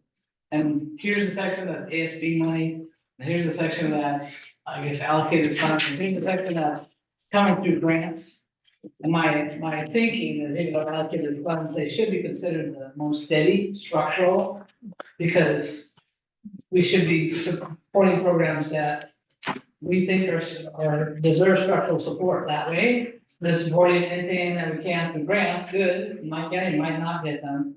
And then is ASB structural? Because I think ASB, where I come from, is associated student body. Yeah. And so. And the students have to sign off on it. Yeah, so they pay money into whatever is their target events and whatever, and some of that money comes out of that. Yeah, I think how I'm gonna divide it up, just for clarity, Yeah. is district/school budgets, because it's the same pot of money. Sure. ASB funding, and then be really clear who and what the purposes are for that, Okay. and then grants, knowing that those are 1-year usage funds. And I think that's what's important to know, is what's systemic, Yeah. you can count on all the time, what's based on year to year, what is, because sometimes it's based on what students can raise and on so forth, and then what's a one-term usage that if this is important, then we need to find a long-term solution, so I can break it up that way. And then, I don't wanna make it complicated, that was just the stuff, the mixers and whatever. And I see one line says combined programs teachers, but I know, this will be a dumb question, I should know. Is the drama person paid? Yeah. Like a coach is for football, right? But I know some others might be just doing after-school stuff because they love whatever program they're supporting so much that they're putting in some extra time. Maybe they're all being paid, but that's fine. How is that being, what buckets are that money? Yeah. And because we've had some diminishment, we form clubs and being creative with how we get our money, it's just, I wouldn't be able to give a good snapshot of what is going on. I'll see what I can come up with. Okay. No, how about that, how about this, I won't allocate it based on disciplines versus what you had said, and then, because I think the most important part for me, at least for us, is to make sure we know what actually, how it was allocated this year based on all the changes. Yeah. And then what's our future, That's our goals, and it's to make these decisions around budget and policy, right? Right. That's the goal, so if we get too far in the weeds, that's really up to the schools it's really up to the educators to decide, do I need to buy an OPPO, or do I need to buy tuba, or do I need to buy these art supplies, that's up to the educators. Our job is to make sure that they get what they need, right? Right, overall, whereas it, Yeah. because Yeah. if the picture changed a lot last year, this year, and then this year, next year, I don't wanna get a handle on this. But I'm personally trying to just find the Zoom link for this meeting, so I can send it to an art teacher who's online, Okay. who's waiting to be online, so let me, but I'm gonna get that, so what I can do is send what I have, and then if that's not adequate, you guys can let me know. I don't want it to be complex, I just Yeah. wanna be Yeah, easy to explain to everybody. for sure, yeah. Cause I'm listening. So the other kind of dynamic that I learned in talking with the students is how the ASB dollars, so the students decide where the ASB dollars are going. And a lot of it is, they decide, well, who's raised, what money, so we recently had, the musical, and they got some money. The football team takes in money, so that process, you can the students can literally kind of grow a program, so they can get more money, if they figure out ways to raise money, either through performances or through, fundraising activities or whatever. So anyway, there's that dynamic that students have some control, good amount of control over the ASB and how it goes, which is great. Okay, on slide 11, it just shows a summary of our SWOT analysis, so strengths. And we're glad we have educators here today because of the strengths that came up is our staff, is our superpower. Fantastic staff, really dedicated to their art specialty, and really great. If you visited the classrooms, you see that they really share their love of the art, and it shows in the kids too. When I visit schools, that's why I try to do is make sure I get in, all classes I get into, I want to get into, at least some of the arts classes. Weakness or opportunities, threats, you see a theme in many of our reports from teaching and learning, it's always looking at our financial limitations and funding conditions, staff reductions. We would love to be able to grow the arts program and provide more class options for students, but that really is our current, it's a number one constraint. It's just what can we afford? So going back, I must have missed this, so I'm gonna go back to slide 9, Okay. right? And so then I'm looking for the asks, right? Requested budget snapshot. And what I see is, claim mixer processor. I guess I'm gonna assume, do we have one of those now, or are we trying to get a new one? And then that would be, I guess I'm not assuming, I'm asking the question, right? And then the instrument purchases, I see instrument purchases, we see it on elementary and high school, for $10,000+ And so I'm just kind of wondering, where we're at with that. So I guess what I'm asking, so when I see the asks that are here, that are on the budget is, if the budget is $5,000, and then our teachers need $10,000 in repairs. How is this, how are we meeting that, need for a class that's there? I think that's kind of. Yeah. And when you get down to like one instrument, Yeah. sousaphone could be 3 times as big as that ask right there. I get nervous, like. We had a great student, board member bringing plastic instruments to us, and it broke my heart to hear that that's going on, and it was out of pocket, so thank you for doing what you can. So I know these must be critical needs, because I know the ask that he made that day was to consider finding other sources somehow, because we're greatly behind the mark in this area. And this feels like a Band-Aid on a compound fracture to me, just saying. So here's the ask though. If this requested budget snapshot, are we the $11,000 for the instruments, would that fix it? Or is this like, if you look at something like for a budget for that, Is that a 5-year fix? Is that a next year fix? Is that, what is that? I guess is what I'm asking. And I'm open for anybody to say whatever. Well, one thing I can add, this information came from Director Jessica Proctor. Mhm. And so this is based on, I think, her outreach to teachers. So some of you, she might contact you specifically. And so that was just based on whoever had responded. So there's definitely more depth to drill into to find specifics. And this is kind of a combination of like need it now versus wish list. So you all can maybe help clarify which of the things are really like needed right away. Sure. I'm the choir teacher at the high school, and I work with the band teacher sometimes, so I can't give like real specifics to what the band teacher needs, but I know in talking to him over the last couple of weeks, he has brought up the fact that like we have a decent amount of instruments, but a lot of them need repair. And then with the difference between having a school budget and an ASB budget, there are different rules for what we can spend that on. So even though there's $5,000 in the ASB budget, technically speaking, like we can't spend that on instrument repairs because that should be going towards things like pep band or like buying food for pep band after school. And so technically, like with the rules as written right now, the instrument repair needs to come out of the school budget, which is less than our ASB budget for band and choir. The band and choir ASB budget is mostly built from fundraisers or things that we've done in the past.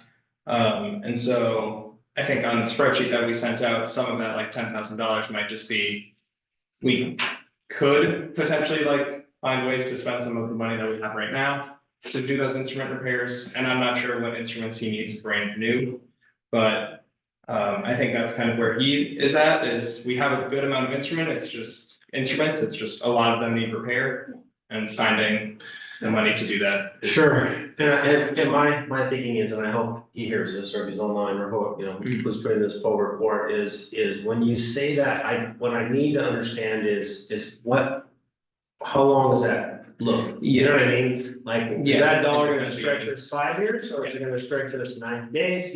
That's, so, and that's kind of any of this, when we're looking at these, especially, we're seeing that, it sounds like we're gonna get a grant here, hopefully, and we're gonna get some funds in there. And so we wanna put our best dollar forward, right, with what we get while we get it. Yeah. Right, for it, so that's all, I'm just trying to understand, And I think we can work on some of that. yeah, I don't wanna spend, Yeah. I don't wanna spend good money But I after think the it's fact. good to, that's good, we invited all the teachers here, because we need to hear from them, their reality, right, your reality. Having been a musician myself for years, right, instruments, I've had mine for years, but I've had to spend money to get it updated over years and those kind of things, and then when you have kids who maybe have to share an instrument through different classes, because they have enough instruments, but if many users are using, or even 2 users are using one, that does, and I'm just gonna say, the younger they are. My experience is the younger they are, the more repair. I think that's a nice way of putting it. And the older, the more students understand that, they take care of their instruments more, they clean it. I know I was horrible in 4th and 5th grade, and by the time I got to 8th grade, I got better. So, but I just think that that's another thing, right? Like the kinds of instruments the kids have and how they take care of it and how they're disciplined and all of that. But I think because we are a district where many of our students do not own and have the money, like we don't have families that can just buy a tuba. Right. Like that's just not what we have, like all the time, we have a few, but not the majority. So most of our instruments are needing repair all the time, right? So I think that's part of like, and so I think the goal is to figure out what's the cycle of that for our system, right? And how do we do that to make sure it's sustainable over time? And then the last thing I'll say on this is that, our kids, our kids deserve, the best instruments. They deserve the best. So we've got to figure out like the long-term, I agree, we have to figure out the long-term and the short-term strategy, because even if we have a grant for 1 year, that doesn't solve it in 5 years. Right? So we could buy a ton of instruments, and then in 2 years, they're gonna need repair anyway. So, or they'll get lost because a student, maybe moved and took it with them and didn't think to return it. So we're still gonna always be in that position where we're gonna need to invest in repair, which is what we're trying to explore and learn what we can do right now to do that. And we're talking numbers here, but, you know, and I can say this for any of the arts, but I know more about the musical piece. If your kid gets through an advanced music program, they do better in math. They feel better with other people because they don't have to kind of work together. They understand the discipline of practice. They get that it's important to get out in front of an audience and use their skills. These are ginormous character building values that they take through the rest of their lives. So we're not just talking about a dent in the tumor, we're talking about whether this person is gonna develop fully to their potential. And I know that's the same for drama, I know it's the same expressing yourself through art, I just wasn't that good at it. These are really important things, understanding proportions and perspectives and the ability to go digital with your art. It's unbelievable how important it is to their survival beyond what it was for my generation to survive in careers. So these are, I know we're talking, the budgets, the foundations, there's so much potential. So much, yeah. So my sense is this particular one is a mix of kind of what I call a baseline. We need a certain amount every year to do all these ongoing repairs, whatever. And then there's mixed in here some one-time purchases may last 5 years, whatever it is. So we probably need to separate out because we need to figure out how to fund the baseline so that we can have, you know, everything kept current and then get to the wish list and go for, because the good news about the arts is, a couple slides here is, there's a whole lot of places that we can go short of the district budget to get this money. And we've got, you know, the Foundry 10, I guess, is coming along, but Donors Choose, Invest Ed, Chose Music for Life. I mean, all that. I was looking at Music for Life. I think that was the one that actually does repairs. Yeah, we're looking Yeah. too, yeah. So, I mean, there's all kinds of ways to do this, and we just need to get Coordinated. Focus, yeah, exactly. We need to be coordinated and aligned, and then we Yes. need to make sure that the money meets actually the basic needs, but also that we have a long-term plan and a vision for what we're doing, and that's why we're here, so. Right. Yeah. Which is where we need a lot of input from the teachers about what's the vision, and we may not be able to fund everything, but, you know, we need to have that out there, so then we know, because I just got asked, one of our former board members, I saw at the musical the other night, and he said he really wants to fund, you know, something in the arts in this district. And so, you know, it could be, I mean, the other part of this is potentially funding like private lessons for some promising voice students or band students or whatever, for some period of time, you know, so that's the kind of, I mean, there's a lot of people interested in potentially funding pieces of the arts if we just can articulate what exactly it is that we want and then go ask, okay, can you do this? Yeah, probably. Go ahead, Scott. Hey.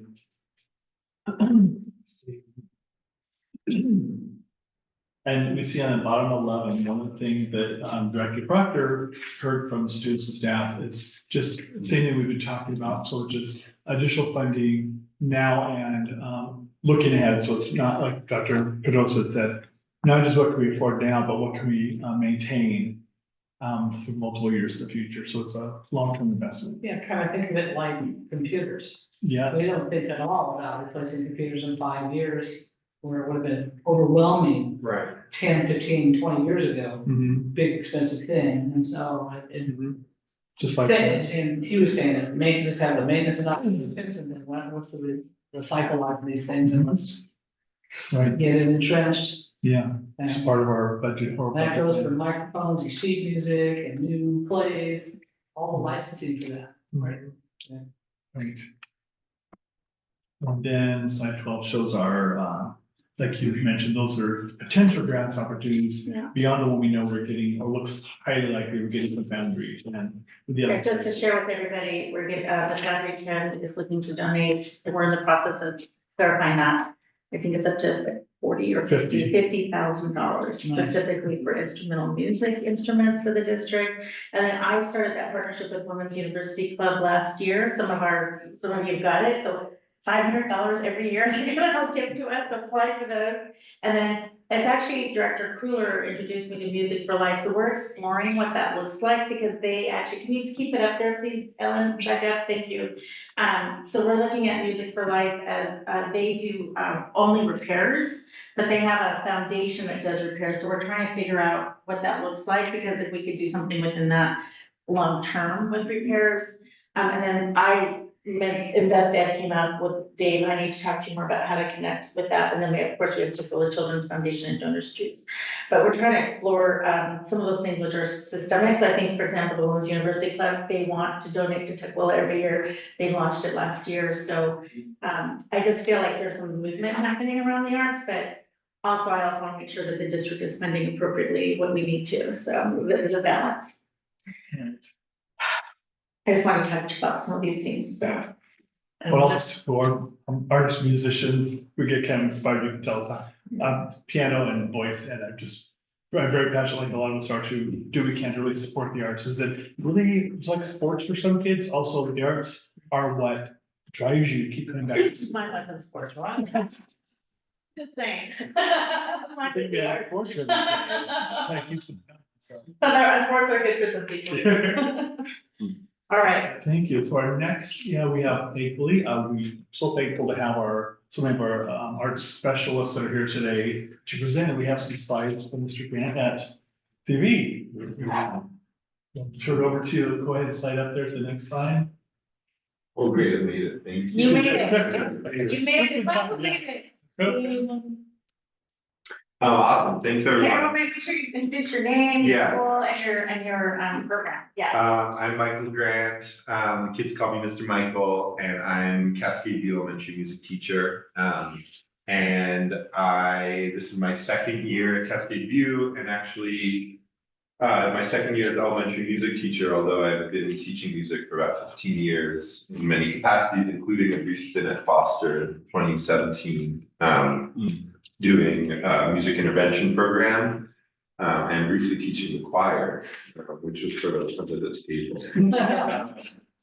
And I'm just really grateful. I just want to start very grateful that y'all are doing this, and for some of your words that just buoy it's a big deal that leadership understands the importance, and that it's beyond arts. It's about using the arts as a vehicle for engagement, for rigor, for social emotional learning, for cultural identity exploration. There's so much. And so that's sort of what my approach to general music is in the elementary level. And so I've prepared a few things that just sort of like paint a little picture of the program at CV and what I'm trying to build. So you can go down a little bit. Oh, great.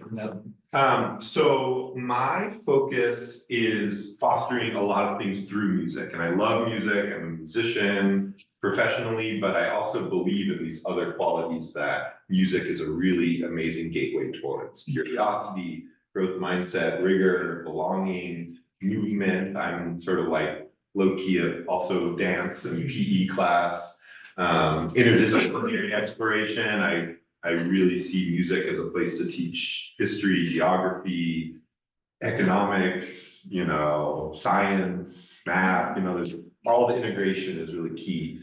And then joy is something that I think is very crucial, especially at elementary level and play as a key, brain science really teaches us that that's a key part of engagement to school, association with school as a place that I can bring myself, I can bring my whole self. And so I really try not to lose sight of that, especially when other places at school don't feel like that for some students.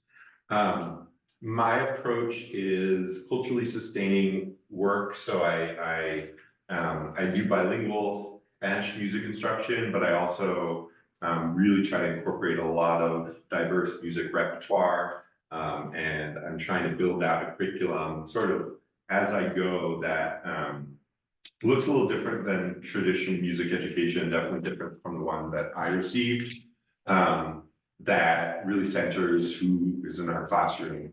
And so a lot of my work has been around, centering particularly recent arrived silent seekers, multilingual learners, students receiving special ed, which is often a place that those students can thrive at school and can maybe it's even their only time during the school day, at least at that elementary level, where they're with their class. Some students are with, in an LRC special ed program for most of the day, and then music is their time with their class and figuring out a way to incorporate that into the classroom. So you can go down. Some of my, things the program has felt really successful about in the last 2 years and riding high from today. We had our first ever 5th grade talent show this afternoon. Wow. And it was so awesome. And it could have really fallen flat because it was a wish and a prayer during testing and at the end of the year, but it was just like the most wholesome 5th grade moment ever. And singing along, there was music, dance, there were students who'd never got in front of anyone. It was just such a cool thing. So I try to incorporate performance as a big way that students are, elementary music sometimes doesn't have a lot of performance opportunities, but I find that our kids thrive on it. They're capable to play real music, not like kid music, which is sort of part of my goal. It's like not doing sing-songy, watered down music, but doing real things that they deserve. So, having at the last concert, we do a whole school song every, winter and spring, and last concert had 450 kids singing in Lingala, Olele, a song from Congo. Wow. And it was really cool. So integrating that and having those students, our Angolan and Congolese students teaching the class. And so that's a real success in the last year too.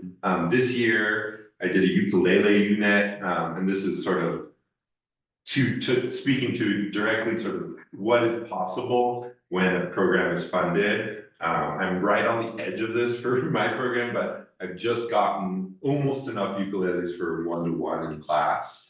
And so we were able to do a really cool unit that ended with a battle of the bands, which you see at the bottom, where they formed bands and chose a song and learned, we had learned 4 or 5 chords as a class, and they do it individually, and then they group up. And so I have just scraped together instruments like many music teachers figure out how to do, this music at Thorndike, let me her old ukuleles, which are sort of like falling apart, but I got a few more every year. So anyways, that's a big way that 1-to-1 instruments is like huge in general music. And they're a lot cheaper than high school level instruments. Although surprisingly, like a xylophone is very expensive, but that has high return on investment because just kids who, someone at the talent show, he performed it on the ukulele he never played before until our unit. And it was just a really cool, he sang a song in Vietnamese and accompanied himself. And so that was a real success. Music Mentors is a program I started this year because Cascade View used to have more reading buddies and sort of older kids mentoring younger kids. And we haven't had that recently. And so I have 5th graders coming in to help teach 1st grade music, and hoping to roll it out. So 4th graders are teaching kindergarten and start building an opportunity for leadership and mentorship with the elementary, intermediate kids. And they can see themselves as leaders. And I usually target students who are actually struggling in their class and don't have another leadership opportunity. Last year, particularly I did a lot of integration with Riverton Church, where a lot of students live or stopped through, and did some music performances there as well, and bringing families from the church to come perform at our school. After school music club, a beat club, my background's in some like music intervention. So, using music as a form of restorative discipline. So students had gotten in, or some lunch debacle, like fight, something had happened. And I said, I'll take it on, and we formed a club out of it, and they were gonna produce a beat and a song that was sort of, they were gonna present to classes as part of their like, teaching how we act at lunch and, as a way to turn sort of that learning experience hopefully into sort of lessons for themselves and others. And that grew into a beat club where we made, electronic beats and recorded audio, and they started So you rapping. need to talk to the principal at Tyco Elementary. Okay, Because it sounds like a great opportunity. yeah, so I love, that's like, You really can close do to my heart. beatbox lunch. Totally. No, it's a really amazing, I mean, even for students who have very little English, they are rapping, full Eminem verses. It's like unbelievable. So, I found that, both lyrically, English learning wise and, technologically, and that's a barrier. I didn't include this, but, figuring out technology and funding in that area is really low. So I'm using, these opens and the rules about, under age 13, what they can use online. And so I haven't quite hacked it yet of how to let them produce in a way that's not just like these sort of kid music things, which work, but don't quite capture what they deserve. Many of you maybe saw The Lion King, Disney musical last year. That was a really awesome success and opportunity for performance. And then bringing in assemblies has been really highlights of the year. And I think that's been a long-standing practice, but I've tried to diversify who we get people from. And particularly Jazz Ed this February for Black History Month. They do a tour every February, and that was a really special time, and I got to sit in on trumpet with them, and so that was a great opportunity to just expose all kinds of music to whole school and build culture of like, we're going to be a school that enjoys and appreciates and welcomes artists and professionals from rap. You can go on. Challenges. So let's see. I had a flood in my classroom last year. That was a big one. And you can see at the bottom that's our, oh my God, what was it called? The music mobile? No, it was something.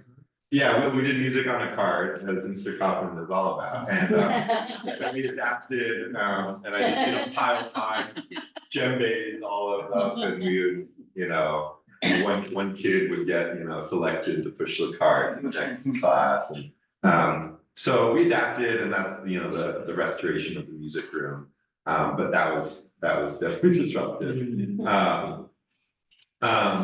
The ripple effects of losing our librarian this year, I wanted to speak to for a moment, which,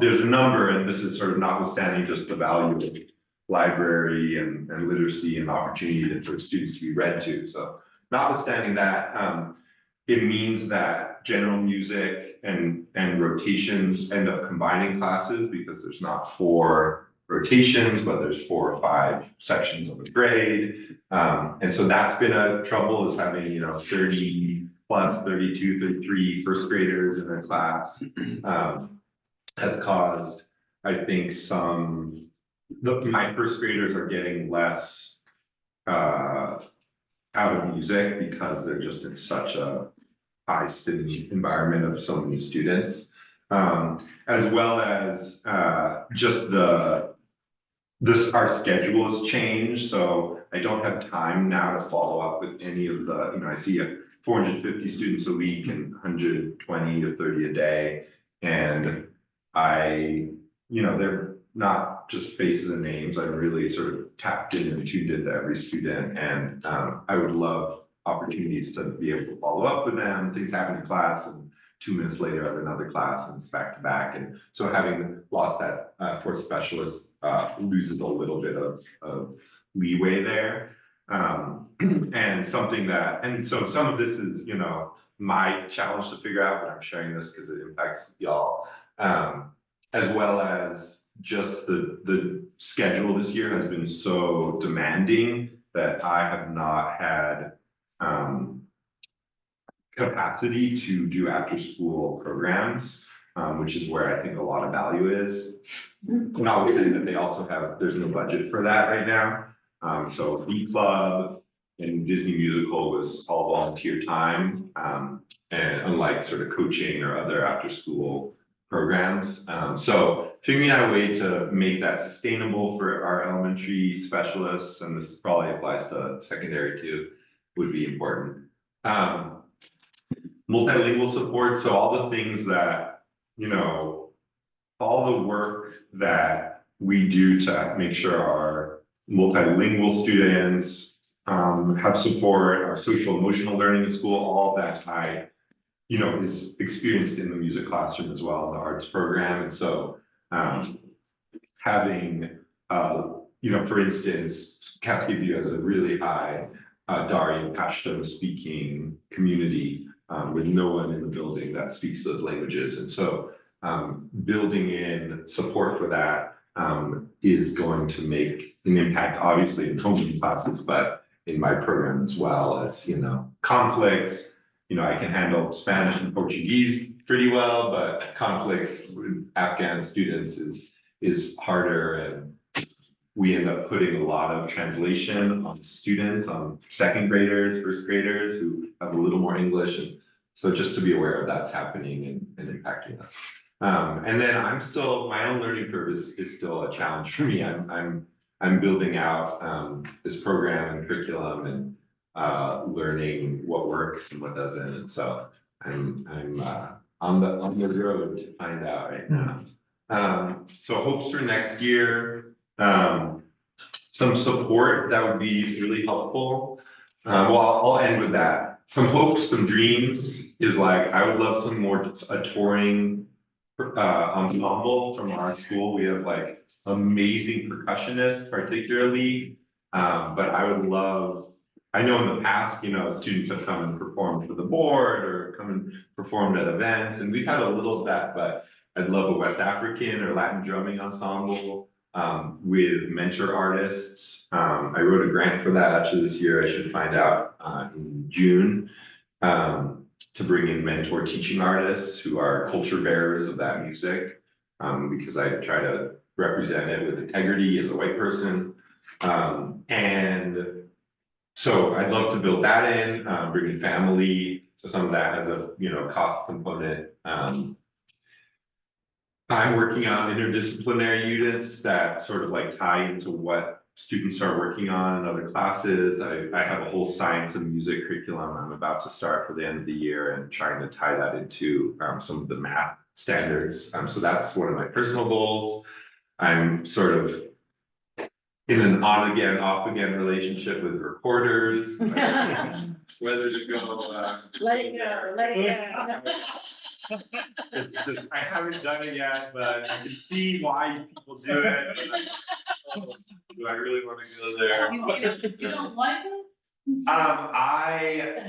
I don't like them, it's true, but I really see the value, and I have some of the materials. I'm probably about halfway to having the resources, I've been thinking. Right, everything's going.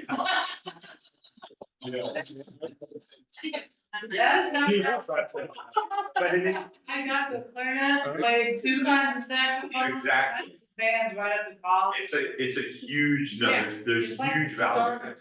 It's a huge value, and it's really, what I've seen with the ukulele is just one-to-one where it's like, here's your instrument, this is my instrument. When you're in 3rd grade, it's like, it can change a student's life completely. $10 so- to $15 a recorder, that's what I was looking on my phone. Yeah, It's not hard. it's not much, and there's a little, you have to get with the kitchen so they can put it through the dishwasher and clean them and sanitizing, so. Guitar Center, man. But it's fine. So anyway, stay tuned for the CD recorder on top.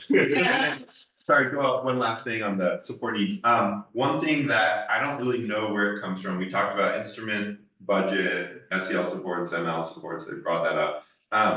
I've done one music field trip, and it was like a pain to put on, because there's no release time for arts teach, or I don't know, but there's a release time for music teachers to do that, because obviously when, you know, I would be taking part of the school, but then I'm missing other classes, and so sub needs to be paid. So I get that.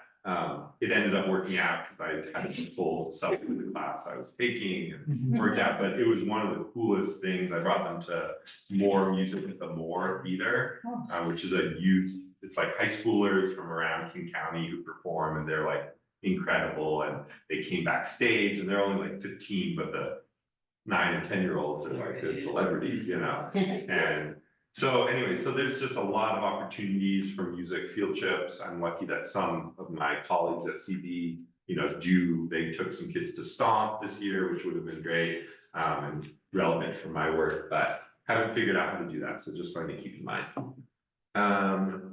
And I think that's it. I just want to like, thank you again. And then I have some other people voted. Thank you again for like, I think Tukwila can be a really thriving arts district. I think it has a lot of the factors that I think can make our other goals align with some of the arts work. And so I just am really grateful for you for supporting it and sort of getting the value of it.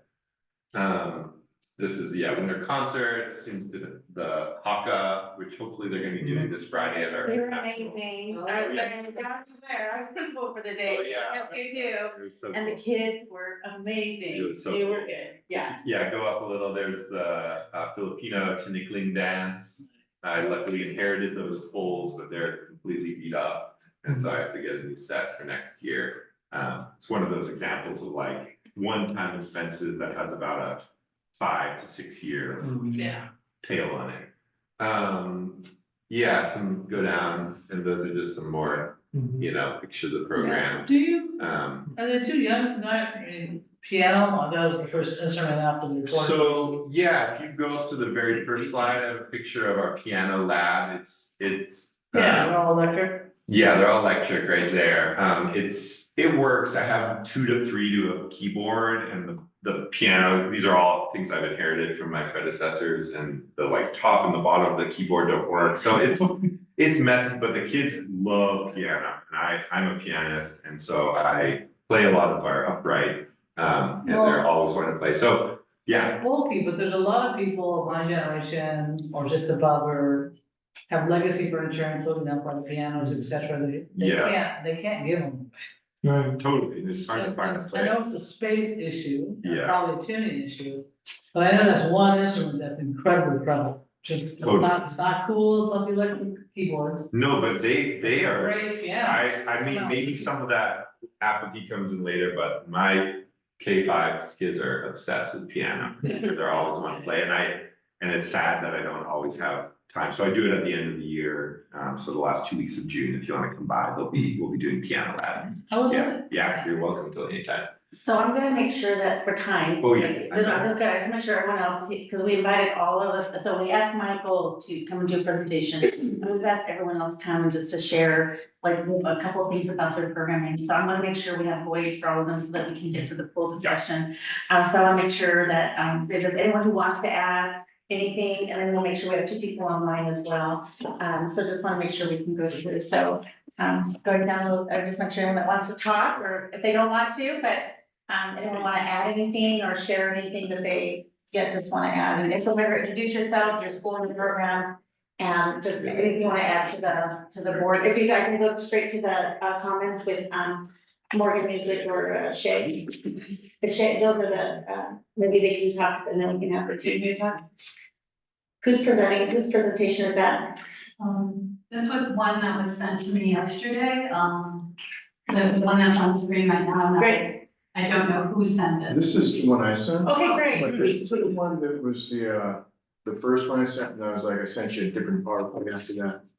Okay. And, Must it have looks moved that. like, So that's not the one yeah, that this you is said? the PowerPoint I did in February. So this is actually good because it shows some of the work we did Sure. during Black History Month, but the one I set up for this particular meeting, that's not the one, but this is just this highlights what we do in visual arts. So I'm a visual arts teacher. at the 3 elementary schools. My name is Jeff Kaufman, but if you have the one I sent, the other one, that'd be great. I'll just send it to you. Yeah, this one I sent in February. So I highlight some of the artists we looked at for Black History Month. We got, on the screen, you can see Alden Thomas, Reggie Laurent, Basquiat. And, kids love doing art based on people. And so, yeah, this is sort of the whole February PowerPoint that I put up. And, these are some of the things that we did. We did African animals, as part of Black History Month. You can see over in the corner, there's a Basquiat style robot, if you're familiar with, Basquiat's artwork. And then Alden Thomas with the ice castle, but it's more of the way she used the brush. And so, and then on the top, little mugs over there from Reggie Laurent, these are clay artists. And so we've been doing a lot of clay this year. The PTA has provided funding for clay, and I've always had funding for clay, but this year it's been a little tighter as the inflation keeps driving things up, even the price of clay goes up. It's been harder and harder to get materials, and so I asked the PTAs at all 3 schools, and all of them generously added some money into the budget, so we were doing some pretty awesome projects with clay. I said, we gotta get them ready, so when they go up to 6th grade, they know how to fasten clay, because one of the things that we art teachers always talk about is kids will put clay together and they'll think it's gonna stick until you fire it, and then it falls apart. So I'm hoping as they go up to 6th grade. Yeah, that's good. I can tell you. Yeah, we have a whole code and a whole process to make sure that everything stays locked together. They're just really enjoying doing these play projects. I don't know if you have the other PowerPoint. I actually have it right here, so I'm gonna forward it. It came in a separate email, Yeah. it came with an I attachment. sent this one out and then I was like, whoops, that's that's fine. the wrong one. It has a similar title. So I'm gonna see if I can forward this to you, Ellen, if that's okay. And then we'll go ahead. So how about this? Well, I'm in the process of doing that. Why don't we go ahead and have other people that want to share, and then we'll forward this on. I'm putting this on to you, Ellen, as soon as in a minute. Hello. Go ahead. Hello, go ahead. Hi, this is Shay. Sorry, I don't have anything quite ready to share as far as visuals go. It's kind of a crazy week. But I would like to talk about, I'll lead with the strengths of the program. I don't know if there's a way for me to get my camera going, but I'll just keep going. So, you know, one thing I've admired specifically about the students this year has been their adaptiveness to change and their creativity. We have obviously been dealing with some budget shortfalls, but you know, they come to class every day willing to problem solve and willing to just create new things and work to come up with solutions. Even on days where we're out of certain glazes or clay entirely, until I can recycle more by hand, they are pretty much ready to go and find new ways to you know, problem solve. So of course, I do want to bring up the budget, I guess. Our budget, kind of like how Jeff said, while things have remained the same as far as how much money I've been given each year, the price of some things has noticeably gone up. Definitely clay. That's a big one. Clay and glaze and some other things as well. So my budget definitely has not stretched as far as it has in previous years. There was a mention about, I think it might have gotten mixed up, but it was to do with the missing clay. I do want to kind of just quickly clear the air on that. It's not so much that clay was missing this year. It's that in 2023, that summer, the custodial staff had thrown away about $200 to $250 worth of clay that was on my floor in containers. They also threw away the containers themselves. So when I had tried to get reimbursed for that, they pretty much said no. When they weren't gonna do that. So that has kind of been felt as a ripple effect, because you miss 250 one year, that's 250 you have to spend the next year, which slowly kind of just takes away from new things that you have to buy. So I have not been reimbursed for that to this day. So that is one thing. The reason why I put the it's called a pug mill, that clay mixer. I believe it was priced around 5,000 as a wish list item was because it's a tool that saves money in other places. So the more clay I can recycle at one time in bigger batches, the less clay I have to order, and especially the less clay I have to order on short notice. So that's less money being spent on new clay. Typically, to order for an entire year, because I serve, between 150 to plus kids a semester, multiple sections of sculpture every semester. My clay ordering costs probably about 60% to 70% of my budget every year. And that's money that, it makes it a little hard to get new things when things kind of break down because a lot of it is spent on materials like the glaze, kiln parts and clay. And so that is something that is kind of a future investment, as it means that I can spend more time efficiently recycling materials, a lot of upfront cost, but a lot of costs decreased as the years go on.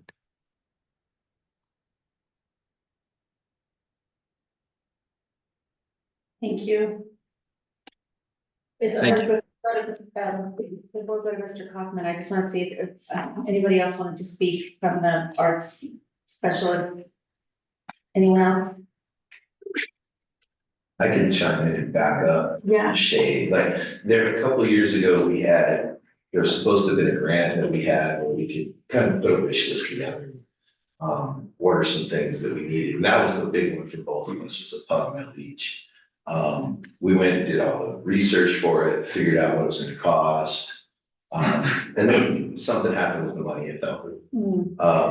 I didn't add that, by the way, I'm Bill Napier from Showalters. I didn't add that to the wish list because I didn't see what there was in the state, in the way that it was described was that there's only so much, there's like a small amount or whatever.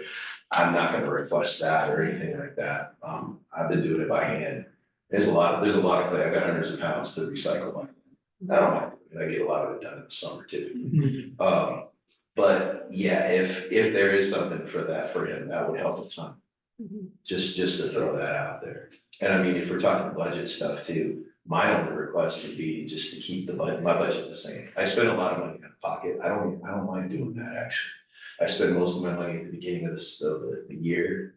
And then all the clay I purchase out of pocket, all the glaze I purchase out of pocket. I get all the paints and canvases and stuff I need. And I don't mind doing that because I got some standards I set for my kids. I want to make sure that they have everything they need when they go to Shea. But yeah, just my only request is keep the budget. Just don't cut it. That's all I ask. Everything else, I'm perfectly copacetic. And I see you have some art there. Yeah, I do, yeah. And this is some stuff, yeah. So with my program, yeah, go ahead and sort through. With my program, my big thing is exploration. I teach kids a little bit of everything. So they're gonna get something they've had with Jeff before, or if they haven't been in the district, I don't know what they received. So I kind of come in with that mindset that I don't know what the kid has, so I start from the basics. 6th grade, even through 8th grade, because some kids I don't get until 8th grade. And they actually haven't had art for a couple of years. So I start with basic drawing techniques, and then we go into color theory, painting, and then sculpture and clay. I have 3 potter's wheels. Kids love those wheels. I got photos on my phone. I didn't put anything together for this. But the kids love the potter's wheels, especially the 6th graders. That little painting is by one of my 6th graders too. And she did that all from her head. She just kind of made that up. That was her thing. She's like, I'm gonna paint a tree. I'm gonna paint a tree over here. Just, yeah. But yeah, and I'm servicing, let's see, and that's the other thing with materials, like all my classes were overloaded. They are all overloaded.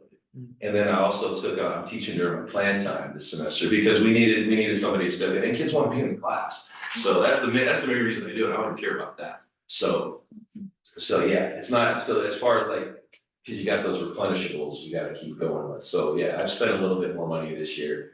But again, for me, I don't know, my wife puts up with me, so I'm good. She's taking good care of herself, so I don't have a problem. The one thing though, yeah, that would help a ton. I don't know what the money is, but if there was a Pug Mill out there for Shay, or if I could get something like that, that would make my life a lot easier. And, yeah, cause I buy, yeah, gosh, a lot of clay. But kids are using it. And then I have all the dry clay ready to recycle. It just takes time because I have these bins with, plaster slabs to drain the water out. Yes, it just takes time. That's all. Thank you. So, yeah. This is just beautiful, and I also was lucky to attend a council meeting when they had the, ecology contest. Winners come down and get their awards. We get some good art. I was blown away. Just, it was professional level. These kids amaze me, like, so I just, especially the ones that are, like, if a kid has had me before and they show me they can do all the skills, then I let them choose what they do. They keep a digital portfolio of everything, so it's on a Google slideshow. And so all they have to do is, it's like, what are you gonna work on? What are the things you really want to dive into? Because the one thing you don't have a lot of is time. And to get better at anything, you need to be able to spend time in it. So that's where I go with these guys. And some of these kids, yeah, they're the ones that have been with me multiple times. They've had time to practice at home. Thank you. I'm gonna go to Mr. Coughlin. How are you? All right. And full disclosure, I used to be his. Searching for that PowerPoint, and Yeah, we found it. the other one was a good one too, but this one is more, was made for this particular. Yeah, that's great. So I'm gonna reintroduce myself, because that was the first slide. I'm Jeff Coughlin, the art teacher at the 3 elementary schools. I've been in the district since the 1900s. As I like to tell them. 1998, sorry, but I like to tell that little joke, because they always look at me with wide eyes.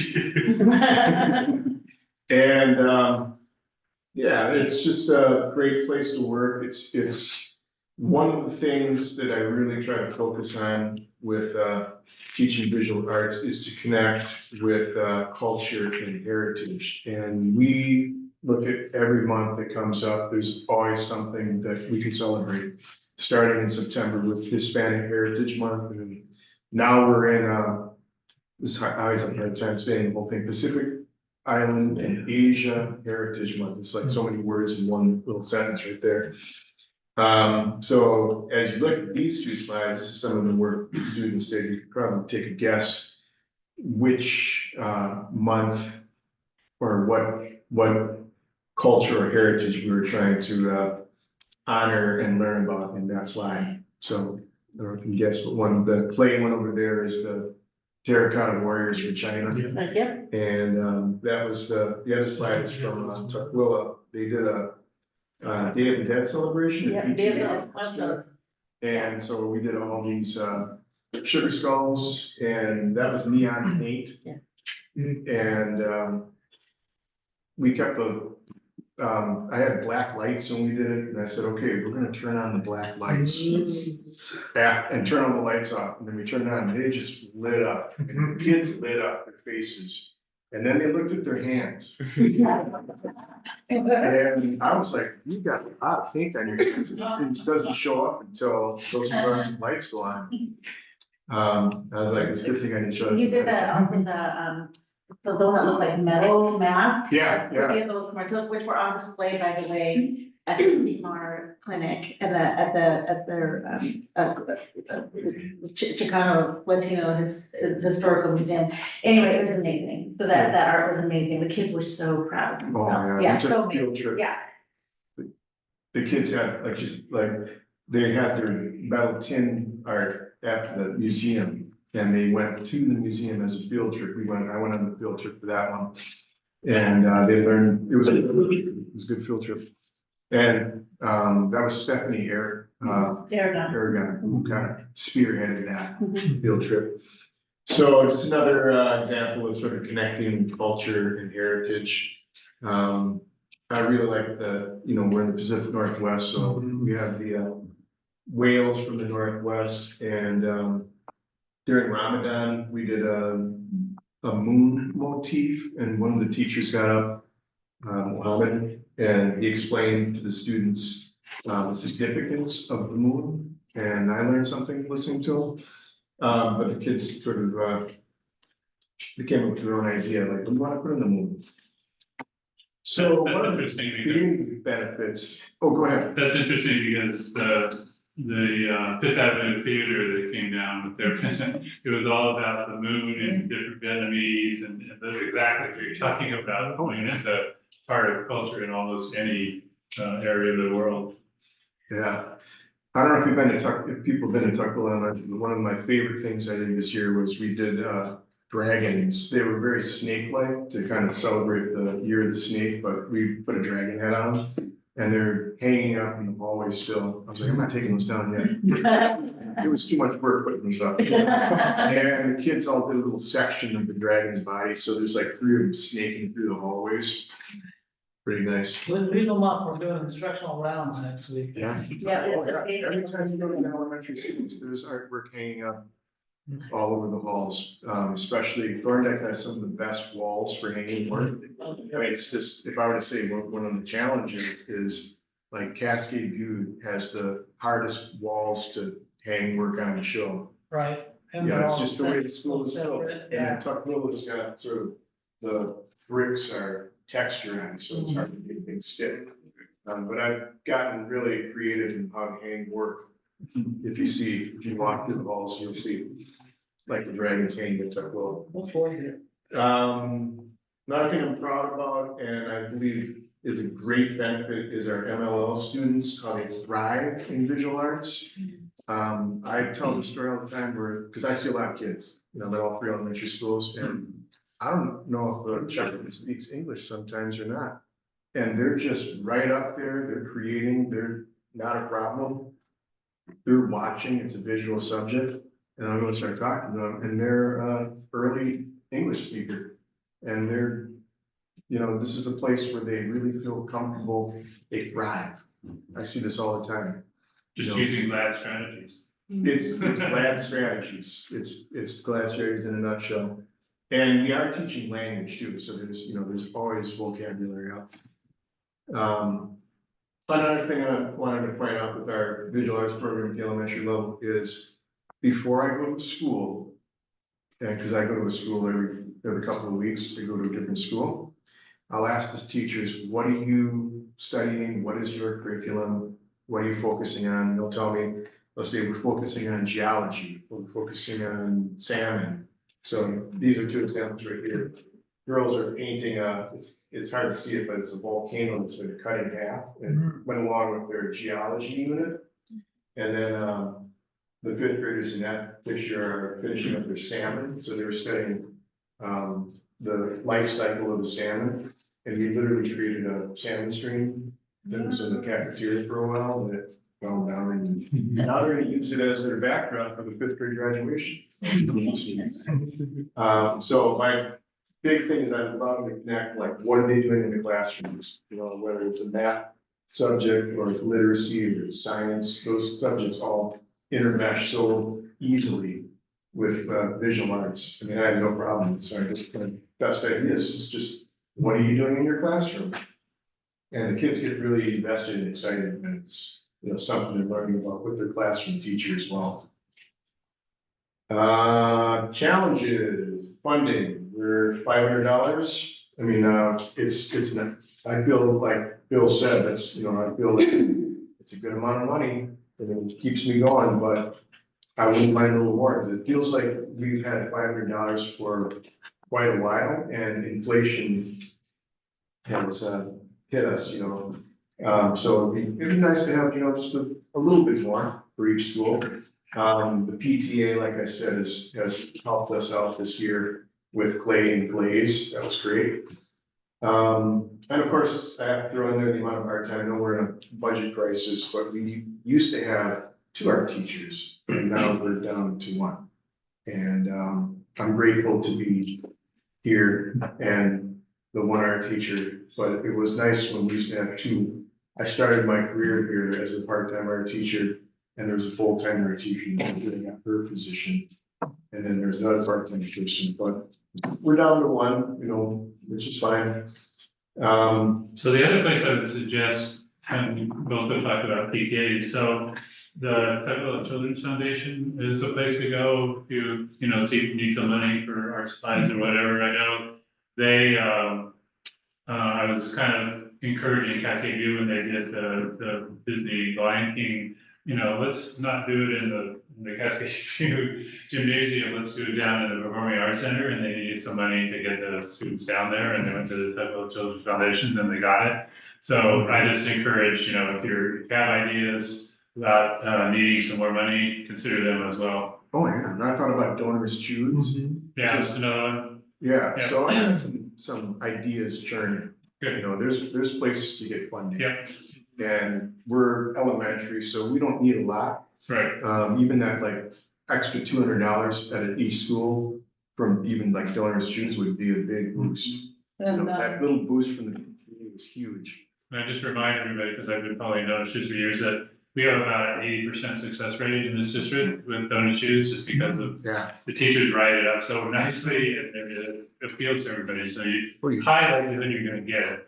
You show them a picture like this too. Yeah. Yeah. So this is, I put this one up there as well, because this was I was the director for Disney musicals when it was at Tukwila 2 years in a row. And that's at the Paramount. The kids went to the Paramount, put on one scene.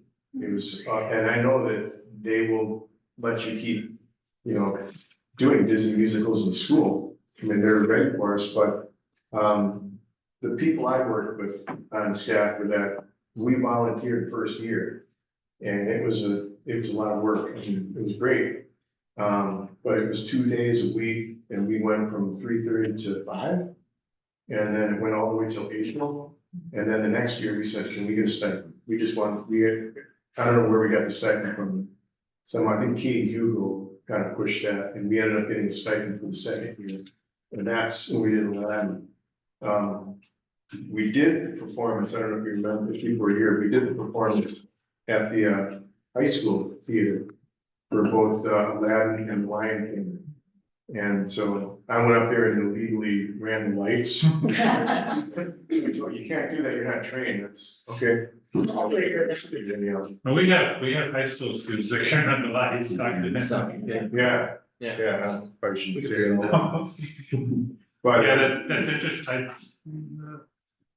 If the only reason that's preventing us from doing Disney in the schools is stipends, then, I mean, we might be able to figure that one out. I would have done it, stipend or not. I mean, Yeah. The payoff is incredible. Yeah. For the kids, the moment I thought, this is why I did this, is when we were driving in the bus with the kids to go do the Lion King at the high school, and the kids randomly started singing Circle of Life. They were so happy they were going to the high school to put on this performance. And the teachers would tell me, they say, you know, my kids are doing better academically.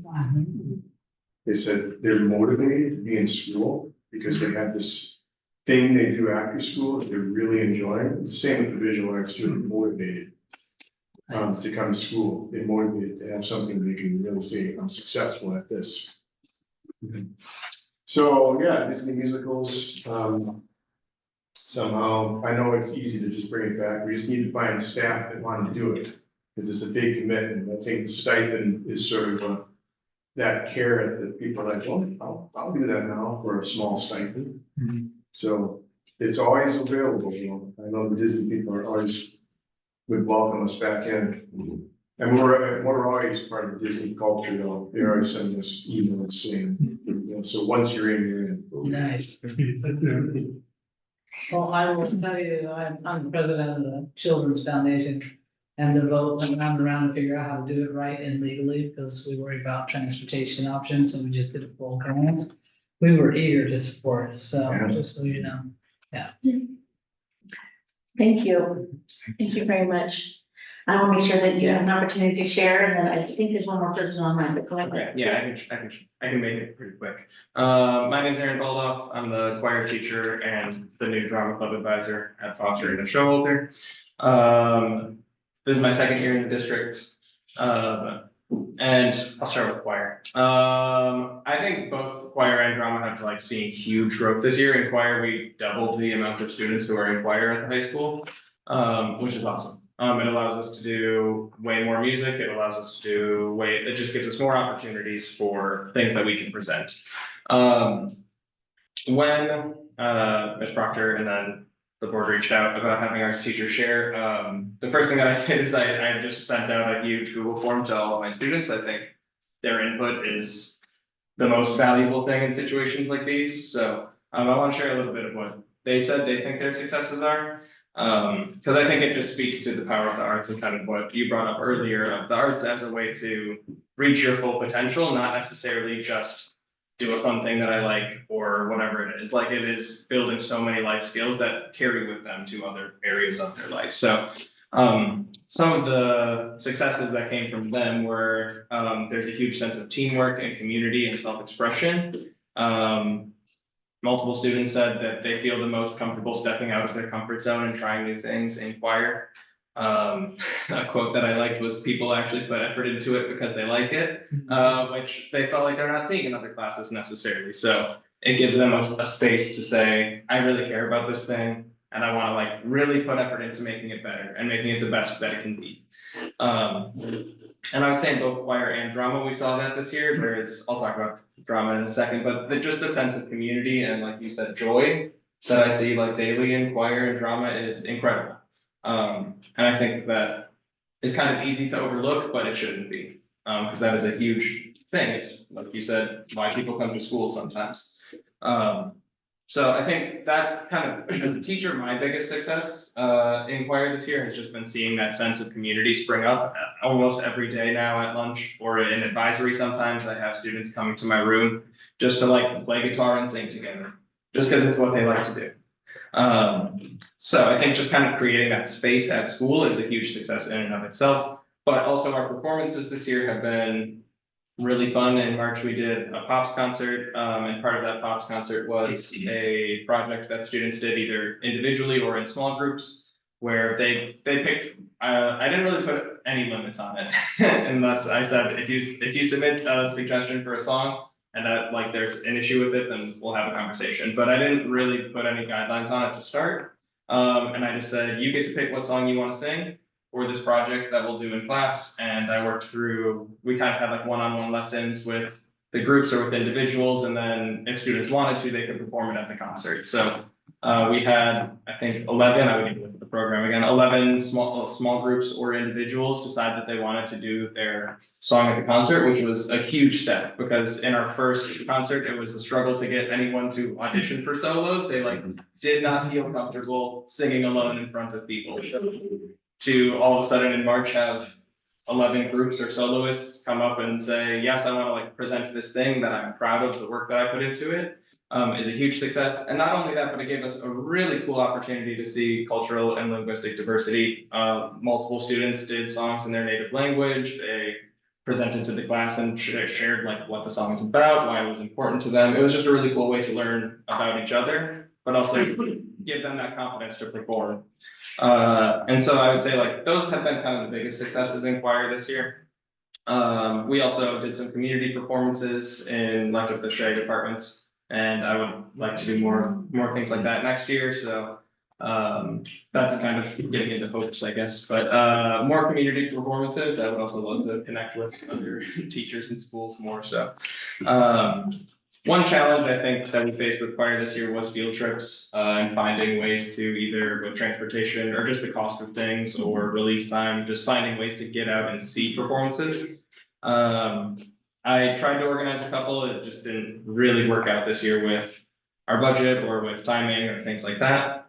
But I would say like that is definitely something that I would like to see more of is finding those opportunities for students to go out and see professional performances, especially like with that kind of like huge push of community and like commitment and passion for this thing. I would really love to be able to say, okay, you have a passion for it, let's go like see how it looks on a bigger stage or things like that. And then I would also say, having resources to bring in community experts like we were talking about, or experts in styles of music that I am not an expert in. I would love to be able to bring people into the classroom more to teach about styles of music, especially styles of music that represent the students in the room. I always make sure with choir to pick songs that are in languages that students speak, and then they have opportunities to teach the words or the meaning or somehow be a leader in that process. But I would love to get more community members coming into the classroom because we have like an incredible community here with a ton of knowledge and a ton of expertise that I don't need. And I would love to get those people into the classroom. With drama, I think our biggest success has been like just growth. Growth year to year. I think especially with last year with the drama teacher being cut, it just made it really hard. I think students felt a lot of uncertainty on what drama club would look like and if it would exist and just kind of how it would continue on. And I cannot speak highly enough about their commitment to just making sure that that space existed. Their commitment is off the charts. They were there every day from February until this past weekend for at least 2.5 hours after school. We had multiple like 8-hour set building days on the weekends, and I got like 70% of drama club to stay the whole time on the weekend. Like they just really, really care and like doing that thing all together. So that's a huge success, but also with the musical that we just put on, it was the biggest show that those students had done. With the set, we had like multiple levels. That was the first time they had built multiple levels or done a show with that. They had a bunch of moving parts or things hanging from the fly system. And so it was just kind of, it was a huge success for them to see, oh, we have the capability to do all of these things. I think coming into the year, it was partially with the uncertainty of what drama club would look like, but also just with what they had done in the past. I don't think they realized like the capability that like, oh, we can do that. We just need to like put the time into it and, you know, really just come together and figure out how we can do it. So I think now that they've done that, the drama club students are already asking like next year, when are we starting? Like, let's go. They're ready, which is great. I think. Plus, I think I think they just had fun. Oh, 100%. Yeah. When I sent out the same Google form that I sent out to choir to get their input, and the like #1 comment was just like, I feel so comfortable expressing myself here, and I feel really comfortable. I feel like everyone like appreciates, like I feel like I add value to that community. Is like the main comment that I got. Multiple students said like, this is what I look forward to the most. So I think that is a huge part of it. It's just like they have a ton of fun together and love doing it, which is incredible. So I would say like the challenges at this point with drama club are with it no longer being a class, both the drama class and the tech class that used to exist at the high school. It really it makes it harder to get students in the door. A lot of students who are in drama club currently are in drama club because they had drama in 8th grade or 9th grade, or they were part of the tech class and then decided that they wanted to keep going because they liked doing lights or sound or whatever it is. And without those classes, it's just a lot harder to find people. This year, we just kind of like the students in drama club found friends, and that is kind of always how it goes too, but not having that other route of like, I'm going to try this thing out in a class and then, oh yeah, I really like this. I'm going to audition for the musical or the play or things like that. Makes it really hard to just keep it growing, which is one of our main goals moving forward. It's just, okay, we like drama club still exists. It's doing well. We just did a really big show that, in my opinion, was really successful. How we keep going. And I think without the classes at the high school, it will be a challenge to, once the current group of students graduates, I think it will be hard to find new people to bring into drama club. So I would say like a big hope for the future, maybe not next year, but is getting those classes back at the high school because they provide like a huge opportunity for students to find something that they care about. I'm curious, are we can connect to CTE That's one that we talked about. Yeah. Yeah. I've brought up, like teaching a drama class or something. That gets hard with me being split between both schools just because I have 3 periods at Foster. And with piano and choir, and I just started a music production class. I'd love to connect with you about that because I would love to have some high school students potentially work with after school club. Look at that. Right there. I didn't realize that you started that. Collaboration. As soon as you said it, I was like. But yeah, it just gets hard with only having 3 periods at Foster to like. Yeah. Find the room. I would love to teach a theater class or something like that, but that's hard to schedule. I would also, sorry. I would say Aiden has been a very bold and strong advocate for you, which is great, and I know he's been trying to seek out other people to join the club, and I think that's gonna be what it takes for a while. Yeah, oh, absolutely. And I think that's kind of always the case with something like a drama club is like, this is what I've been telling choir too, because I want to see more people in choir, like we doubled our numbers last year, let's see if we can do it again. It's always going to kind of come down to talk to your friends and say, hey, this class is really fun, I think you'd like it. Like that's why people will join. But I think the theater class, at least 4 students in the musical, we had a cast of 15 people. At least 4 of those students were brand new this year, and they said, I joined because I had intro to drama last year and just kind of liked it and thought I'd try it out. So I do think that having those classes really helps. And then I would also bring up as kind of just like a hope for the future. I know there was the remodel of the theater that was discussed and everything a couple years ago that's been delayed. And just kind of continuing that conversation. I know that might not be possible immediately with where things are at, but I think with the remodel, the sound system in the theater and the lighting system just is just kind of like outdated a little bit. And it still works. It still, we're still able to do fun things with it. And our technical director is great at helping us find ways to like continue to do new things. But with that remodel, I think we could do some really, really exciting stuff. And not just for the drama club at the school, but groups who rent out the theater, the symphony, or other community groups who come into the theater. I think that would be a big like pull for the community and for groups who would potentially rent it out. But also just for. So I'm curious about this. My understanding is the sound system was upgraded. I think we got new microphones last year. But that's it. I don't think we got new monitors up above or anything. Okay. Because I think it was kind of halfway down. Yeah, so I think it was. I specifically being in a meeting here though, that we had bought some equipment. I Yeah. thought that it was already purchased and it needed to be put in. But apparently- As far as I know, and this would be a conversation to have with our technical too, he knows more about it than I do. But as far as I know, as for sound equipment, it was just the wireless microphones that we use. Which are great. And I appreciate that. Yeah. They're great. Yeah. That was the Yeah, and those are- budget that we paid for the wireless microphones would not be Oh, okay. the number that I'm thinking about. Okay. That we sat here and talked. Okay. That there was Yeah. equipment that was bought. It was much more than that. We need to- Because it had to be, I think we need to look into. Yeah. To where that is. My understanding is that there was a lot more. Okay.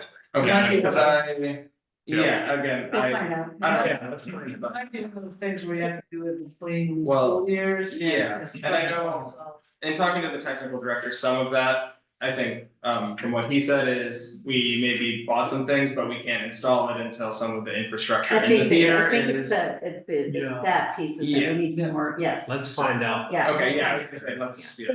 But I think, Hey, folks, I want to make sure before we do I hear. any more yeah, upgrading that, yeah, like our absolutely, technical let's figure it out. experts, Yeah. reviewed all this Yeah. stuff. Yes, we can lay it out. Yeah, okay. Carly. hey, folks, yeah, sorry to interrupt. I just want to do a quick time check. We have one more Okay. item on our agenda and I want to make sure that we're respecting the conversation around the pool. So I'm wondering if we could spend about 2 more minutes here and then wrap up so we can have 20 minutes to dedicate to the pool conversation. Yeah. I mean, if we have more questions, feel free to reach out to me. I'm happy to answer or connect with whoever we need to. I would just say, like, as a kind of final point, I think the biggest success I've seen this year is really just the sense of joy and community that the arts is bringing to students at the high school. Like, they really value having that space and they want to see it grow. And so I appreciate like all of you inviting us in to have this conversation and see how do we do that. I think that that's absolutely the necessary first step. So Thank you. thank you. I just want to say, thank you for coming. I emailed them last week. I asked them, hey, we want your voices here. So thank you. But I think it's a testimony that most of the teachers came here, gave up their time to share their successes and their pride and joy. And I've seen the incredible work by all of you. So we're invested, I think, in thinking about long-term, like what's the long-term vision for visual arts and drama and fire and all of those in the system. And I know I love the arts. I know many of us love the arts. And so it does have a place in Tukwila School District. We just have to make sure that it's, you know, supported and nurtured, and that means some budget too, some decisions as well. And then also utilizing grants to fill in the gaps as much as we can too in the meantime. So I appreciate all of you being here so much. Thank you. Thank you. Thank you. Yeah, thank you. Just one question before you guys all go. You guys kept on saying release time. Can you describe to me what release time is, please? Just. Yeah, I mean, someone in this room knows better than I do, but, I just like being able to pay for a sub, which allows, an arts teacher to, you know, put on a field trip and go on a field trip. So What I'm hearing you say, is basically, if for you to take students on a field trip, you need someone to take your spot at the school. yes, So the release time is being able to pay for the person to cover you while you're going. exactly. And that's one of the problem, and going back to the state funding, they give like 4 sub days a year per teacher, which is nowhere near adequate, but anyway. Okay. I'm gonna make sure to. But I think they're outside. They are. All right, thank you so much. Thank you. Thank you. Oh, yes, I agree. Yeah, that's my time. Someone gets it. You. Yeah. That's where I see. That's why I'm not. Yeah. Yeah, just keep.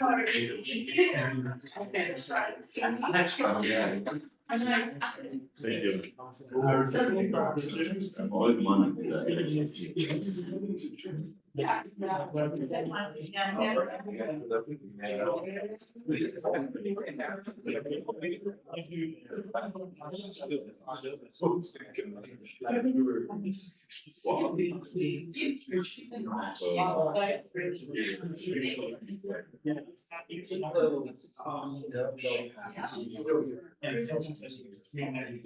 Yeah. All right, good. Join us later, please. Well, when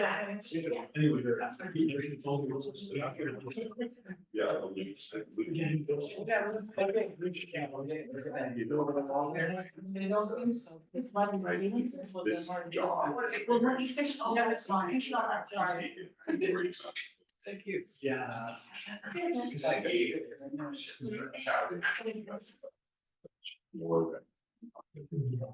Okay, super. I think everybody's here for the next discussion item. C is Tukwila question and answers.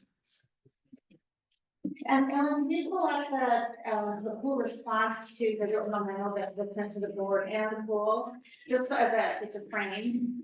And then I think we plan on using this as a questions discussion, so that when the board had questions of the pool, folks that are here, so we could do that. Just wanted to frame the intent of being here. And if you want me to pull something else up, I think for that for now, because that's the point of discussion, right? And I'm gonna pass it on to Director Simpson or Director Hoover to move forward with any questions. I think my first question is in the process where we're at now, how are you guys thinking? You know, let's kind of start there and we'll go from as a jumping place. Do you want me to jump in? Got I think where we're at, our grant was submitted. We feel good. We requested the full 5 million and that was submitted, in April. We're supposed to hear, hopefully late July, it's typically when they announce any type of an award that may go up for approval.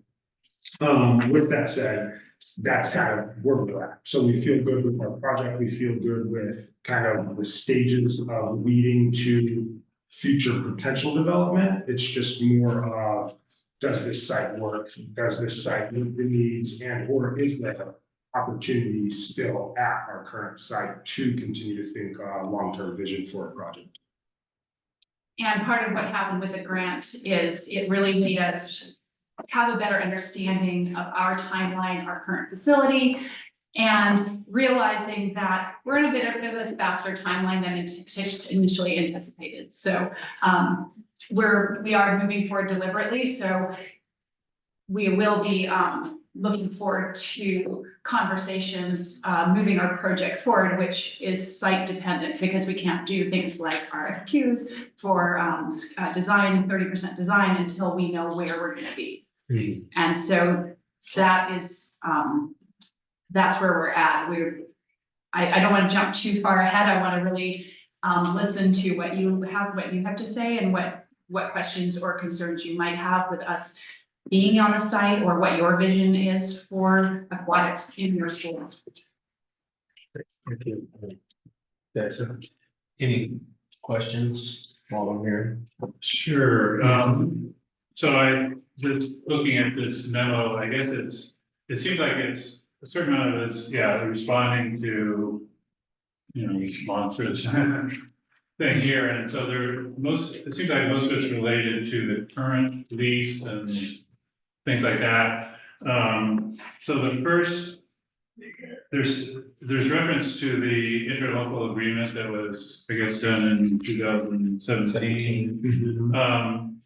Which was a little, when I was going back and looking at all this stuff, the original base agreement was there was going to be some rent, and then the interlocal agreements seemed to be, the understanding was, well, the school district is going to waive the rent and we're going to get,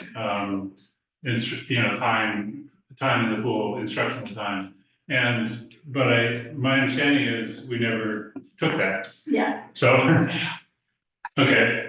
The way we would like to reference, it's just the last 2 years. Prior to that, there was instructional time in the pool, and that's why we did the ILA. And you're actually fortunate to have one of the people, actually 2 of us here, who crafted that ILA, worked very closely with the school district, the superintendent, because they needed instructional time in the pool, and we tried to figure out the best way for all parties, and the ILA made sense. There was a lot of work, a lot of concessions that were made in that ILA, including opening up the swimming pool during hours that typically weren't open because there wasn't a need during the day. So the school district had concerns about cost for lifeguards. So we as a school district came back and said, well, let's not make that a barrier. We'll open up a couple lanes for the general public, absorb the cost of lifeguards so that the school district would not have to pay. So it was a lot of back and forth. And outside of COVID, up until the last 2 years, they were in the pool for instructional times, Foster High School. Yeah, and multiple pieces from a programmatic standpoint. It's not only the PE classes. I've only been with the district 6 years, and so in my 6 years, with 2017-2018 school year, full lifeguard class was provided, completed, and billed to Tuckahoe School District. In addition to the PE programs that utilize the water, the instructional periods for 5th and 6th periods, as well as the staff heading over and teaching the CPR first aid AED programs for the CTE program. Now, sorry, Brent, I just want to interrupt. Those programs are outside of the ILA. So correct, yes. Anything that was inside of the ILA is the pool space for instructional classes. For swim classes specifically, it was only being used by Foster, it could be used for whomever, as well as a lifeguard class. Sorry. Yeah, no, that's a great piece because that answers Dave's direct question. So, yeah. Okay, so we just kind of stopped, But since I've been here. yeah, for the 2 years, so. You know, you had an interesting, so this appendix B where you're kind of laying out the value versus, costs and so forth, I guess. Ultimately, I don't know, is this focus, the intention of the school district to get back to using instructional time or? One of the things that we talked about, and we did talk about this in our meeting that we had in the quarter, one of the things that we talked about is the demand for high schoolers is intense, right? We wondered if maybe, because they have 6-period days by the time that the students walk over, wondering if, the CTE requirements and all of those things that are happening in high school, running start, we have double the number of running start students, we have less students on campus. We almost wondered if we do begin to do that. I think there is an ask for that. I know there's been some challenges in communication between getting our high schoolers in. And so one of the things I wondered is to maybe pursue middle school as a place, because it's right next door. It's less travel time. It's like so that's one consideration. We also talked about maybe in the elementary school, bringing that back. They have a 3rd grade program, so wondering if that's something we could do, but that would be, we'd have to think of the cost, because we'd have to transport students, and that would be challenging, as you all know, but we wondered if we do decide to do, there hasn't been a big ask for it right now, but I don't think it's improbable. I think it's something we could do. I think there's places where we could, start bringing that back. I guess ultimately for me, the idea that, in lieu of rent, there's some actual benefit. I mean, that makes sense to me to have that kind of thing, but if we aren't actually using it, then, we kind of lost and how we fix that. I mean, I'd like that to kind of be fixed in the thing. So would we. So there's actually a true trade-off going there.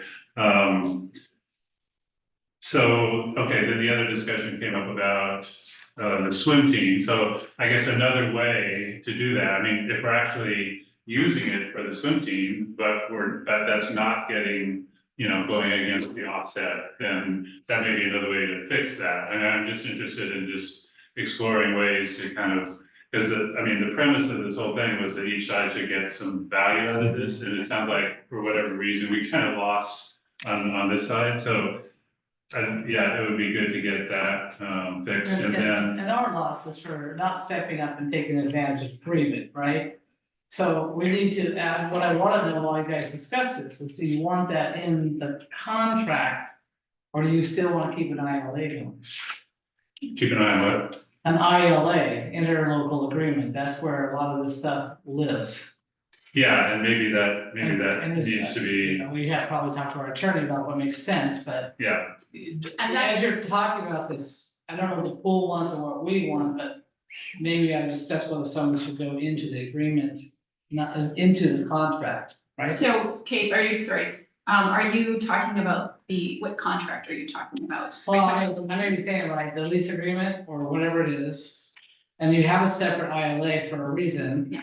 So we might want to understand why, because a lot of people here are newer on the scene, and then whether everything in the ILA should stay in an ILA, or does it make more sense to move it over? So that's a great question. Thanks for bringing it up. The reason we did an ILA is because it's more nimble and flexible than doing amendments to a lease. And so that was always the intention, that we would be able to discuss and respond. And so yes, that's always something we will address. It's trying to, because our mission and vision is having kids in the pool learning to swim, and we're using the pool in whatever capacity, whether that's the science class or however that looks. We want the kids there, so we're very flexible, and that's the intention of an ILA versus the lease. And I'm discovering, I'm trying to figure out the rationale why this hasn't been utilized to the full extent in the last. But one of the things I wonder about what we should make sure is that if there is a year, there's things that happen, right? Capacity issues, construction issues, like if any of those gaps happen, so how do we I think what needs to be, is how do we recapture back the original intent of the contract, right? So I think it's like figuring out, making sure that's clear and making sure that, both parties are responsible, because Tukwila School District has to take responsibility too, right? So both parties are responsible to make sure like we catch that and then we fix that on an annual basis, that we do an annual review of like, did we do this? Did we invoice? What was it look like? I just wonder if that needs to be captured or be more explicit. And so when that doesn't happen, because let's be honest, there might be years where our kids can't take it. There might be something, Yeah, the interest might be low, or they have to stop at some point programs to do construction. yeah, right, so that's gonna cause that, so then what does that look like for that situation, right? There's always gonna be something on either side, right? But that everyone holds the vision for that. Hopefully what they're going to build is even gonna have greater capacity and purpose for the kids.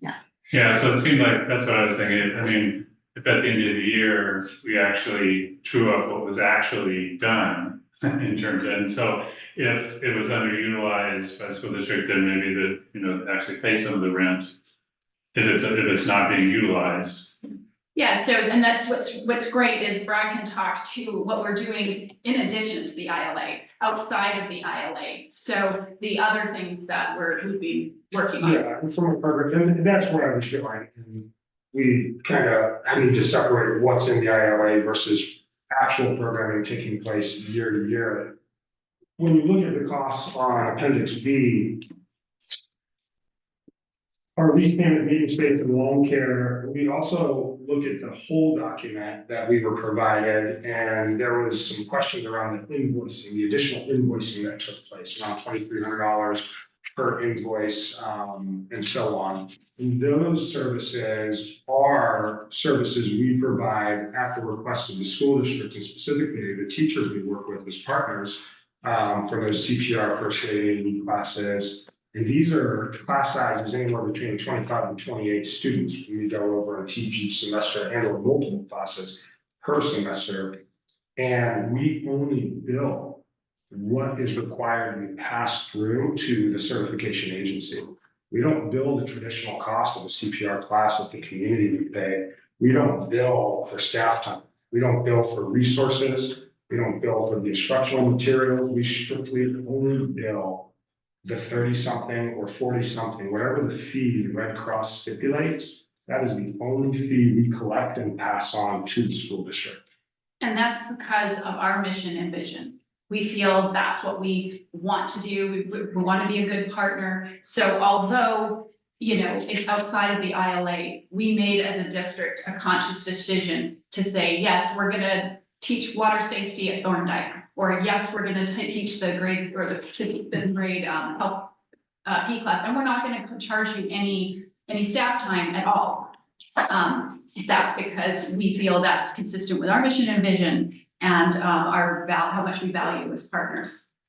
Yeah, and so when we look at the overall value, I guess my goal wasn't to dig into the finite details of this. I think my goal is the services provided and what the benefit is for both parties. I think there is a benefit to the school district and vice versa, the pool, with the relationship that is currently being practiced. Yes, the ILA needs to be revisited. Yes, terminology and language need to be revisited. There's language in here I noticed today that doesn't account for increased fee or costs that are passed on to us by other organizations to do business, that we have a flat fee for lifeguard instruction that is not keeping pace with 2025 rates that the Red Cross requires. We don't charge students for any lifeguard program. So if a student comes in and we have positions available and open, we don't charge that student. Now, that's not a request of the school district, but again, it aligns with who we are as a public agency and on school campus, that we truly do believe we align with the school district's mission, purpose, and values. We're here to serve, we want to serve, and that is continuously what we are essentially fighting for. To see this facility be able to serve for another 20 years, well beyond me, obviously. How do we continue to serve in our current capacity? How do we continue to serve the ongoing demand? We have a third grade program, our third, fourth, and fifth, with one of your PE teachers at Thorndike Elementary. who would love to see our aquatic services expanded within other schools and programs, as Concy says. There may be some demand in middle school and or the elementary schools, but we can't do that in our current footprint. But these are the things that we're trying to find and align. What is that value? And is this something, I'm just, sorry, I'm fast tracking to the point because I know we had a structure here, but I think the bigger piece here is that there's the underlying tone that we want the pool here, but we don't know what that looks like. And I think my thing with this, the document is trying to get to what does that look like? I don't know the answer to that. Clearly, we have a land lease that expires in essentially 5 years, roughly 6. And to get to final stages of planning so we can figure out those next stages, if it's a new lease, if it's an ILA, what are those provisions? I think we need to make some pretty tough decisions sooner rather than later. And I think we're looking for some soft certainties on what that future looks like and what that relationship and partnership looks like. And I think that's the bigger piece, as opposed to kind of the exchange of services and getting into the nitty-gritty, if I may fast track. Well, so I think getting into the nitty-gritty, I think is important because that property is an asset that the school district has, and we owe it to our students to kind of maximize. So I think it is important. I mean, I like this approach of kind of laying out, what's on each side, and because one of the premises of the whole thing was that each side, the school district and the school district should get, roughly equal trade-off. And so there are, you talk about some of your expenses, there's also the expense of which I thought we were already doing, was the stormwater runoff fee for that particular property, which I see, wasn't billed to you guys or something like that. But I mean, covering the basic costs of the property, whether it's taxes and fees and you mentioned the landscaping. That was housed inside the ILA because that was, to be able to make it balance back in 2017, we needed to add more services on the TSD side. So the natural thing was, because they were already, mowing the grass at Foster and stuff, it made sense just to come through, and really all they do is mow the grass and do some weed whacking. So that's why it was housed, to try and make it more balanced. Okay, so that has some value that the. Yeah, in the ILA, as you see on Appendix B, right? So when you say house, you absorbed it into the ILA and it said that was a value to the TSCR. Yeah. I know personally, there was at one point, we were mowing the lawn when I was a commissioner. I know at one point, later, when I was no longer a commissioner, we were trying to tear out those hedges and get our sign more clear. I still don't know if the city rules whether we can have a sign there or not, but it was there for a reason. And so for the lawn care, I don't know that we fertilize, aerate, or do anything else to those lawns. I mean, we mow it, and then summer comes and it. Well, I think we do have, I'm sorry, we have pretty flowers outside some places, so I think we do more than mow. Okay. But the pool district, we take care of. Yeah, they take care. I have no idea how much of these guys have been on. Yeah, I'm not sure exactly what we do. But the point is, it then turns brown in the summer, so it's not like I don't want to be little the TSD part, but I think it's pretty cool that they offered that as an annual thing that you get to offset the value. Well, I think that's the point, right? And not to diminish what Dave was saying, and I think, Dave, I agree with you, this is all important. I think that's the point. There is exchange of services from both sides that we are trying to find a value on. And I don't think we've truly understood the value from the school district in terms of cost. We've not seen an invoice for lawn care. We've not seen the lawn care contract. We don't know the storm. We don't know the storm fees, property taxes. None of that has been provided to the Tuckahoe pool, right? And nor has in my tenure, 6 years, we have requested those items because I thought the ILA was the document that says those things are not important to us at this point because we have an agreement. I think those are things that we want full transparency on. So when and if we do get to that point in the future, what are the costs of those services that we need to have a full understanding on so we can understand what is that shared benefit? Yeah, that's my only point. I'm not Yeah. necessarily going backwards. I just want to make sure that going forward, we're kind of, Yeah. have all the things accounted for and everything's transparent and so forth. Absolutely. I just wanna make sure it's, just let everyone know for the record, it's 6:05, and I believe we can continue on for a little bit more, but I just wanted to let people know that. And then, I just wanted to add on this, is that just also acknowledging that we're in a different time too. I think this transparency is important, and we're in a different time this year than we were 5 years ago. I mean, 10 years ago, costs have gone up, everything's going up, water is up. You know, if your construction costs, I know, because I built an elementary school and a high school before with construction, it goes up, like we even wait 2 years. Everything, lumber goes up, everything goes up, so I think this is an important conversation to have. And our fiscal situation is different than it was 5 or 10 years ago, so I think having this dialogue around the different elements of the contributions and the partnerships. And one of the things I've heard clearly from the board is they value the pool. I've heard that said by many of the board members. They love having the Tukwila School District pool, the district pool right here and all of those pieces, but we're talking about a contract, and so we have to figure out all of those pieces. And so I just want to make sure that that we're, we're just having this conversation, and I'm glad you're here. I'm thankful you're here, so they can ask you directly the questions they need to ask you. Well, some of the questions I still have, I read this whole thing through and I understood some of the mitigating comments that you had for the ILA. But on a bigger framework, I have no idea temporarily where we are. We're backs, everybody, Concy, you're expecting and the pool is expecting. And what is the goal to get to a new ILA and a new lease agreement by X time? I've lost perspective on that because we're all rushing to help them with their application. They've made an application, we wrote a letter of support. So it shows some intent from our side. Haggling, we could do this for 5 years or for 1 year or for 2 months, and I just don't know what each side wants, and that's my first question to you. So, sorry, go ahead, Constance, so you were gonna jump in? Yeah. And we'll see Dr. Pedrosa. I'm sorry. No, that's okay. No, it's just something You deserve. Well, at least at a board meeting.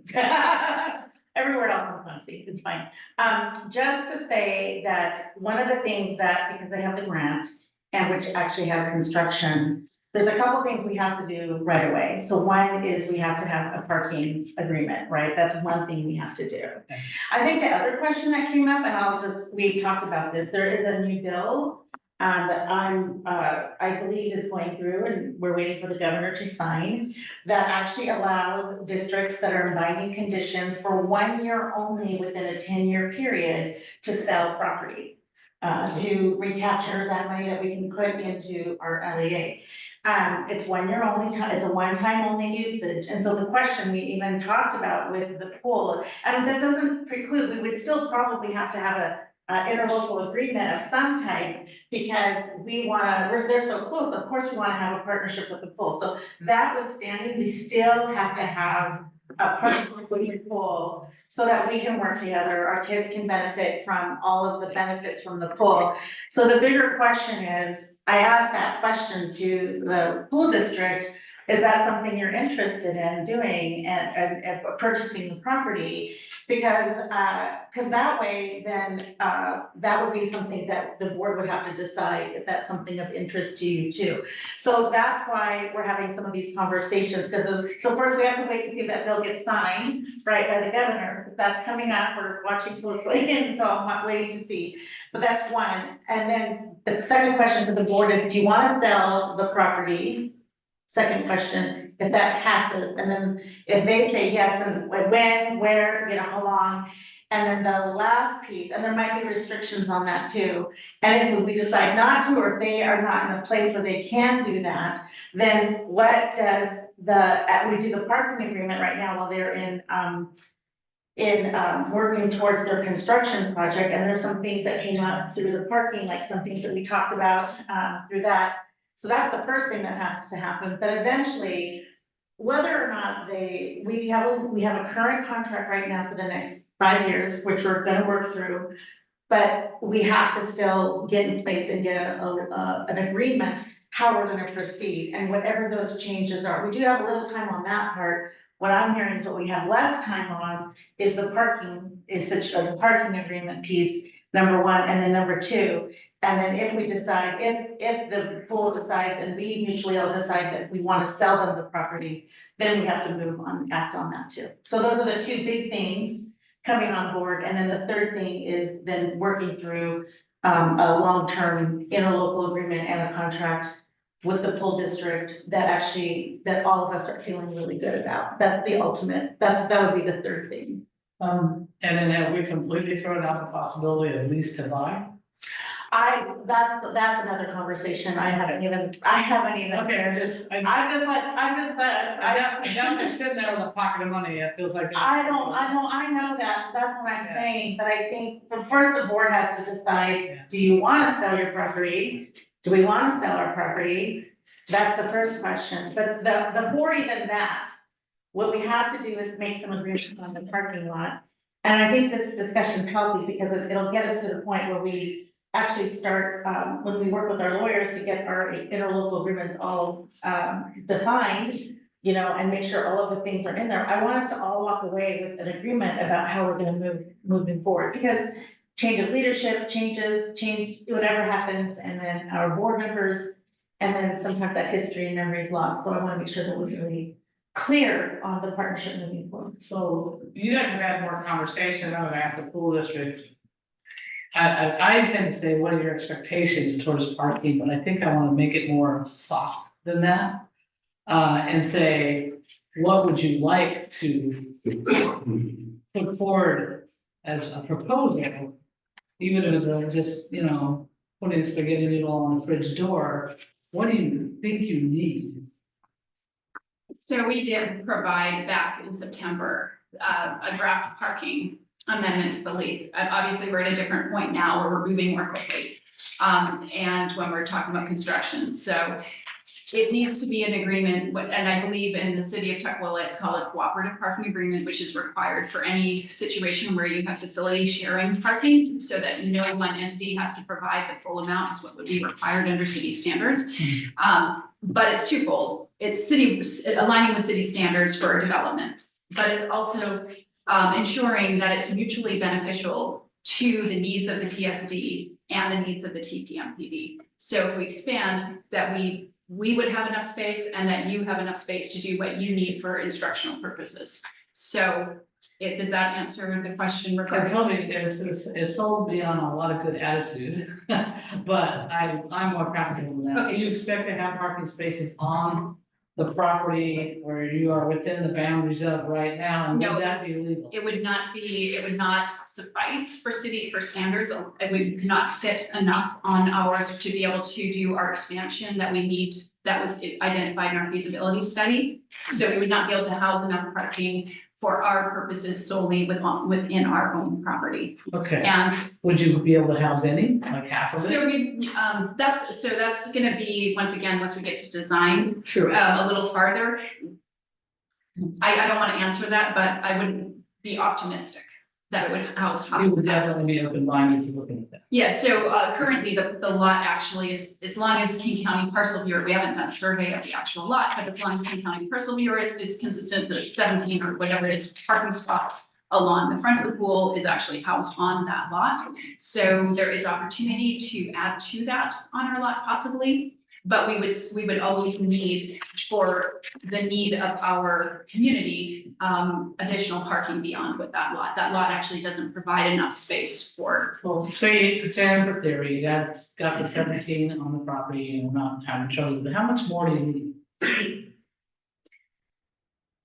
I can't. I can't answer that, sorry. It's not that we don't want to, we don't have the number. I can't answer the question because one, we have not done a lot assessment. Two, the design piece, we assume what we think the size of the building, but we also know we have a wait list of swim lesson participants that are chomping at the bit to get into programs that we're constantly turning away. And so that's just increased demand on that parking. So if we have 17 spots on the site, you double that. Will that be enough during the traditional afternoon swim session, I don't know, because I don't know what demand of new facility will bring if we're adding a warm water facility. The weekend seems to be the bigger pain point rather than the weekdays after school. Mornings through afternoon, never really an issue with our parking.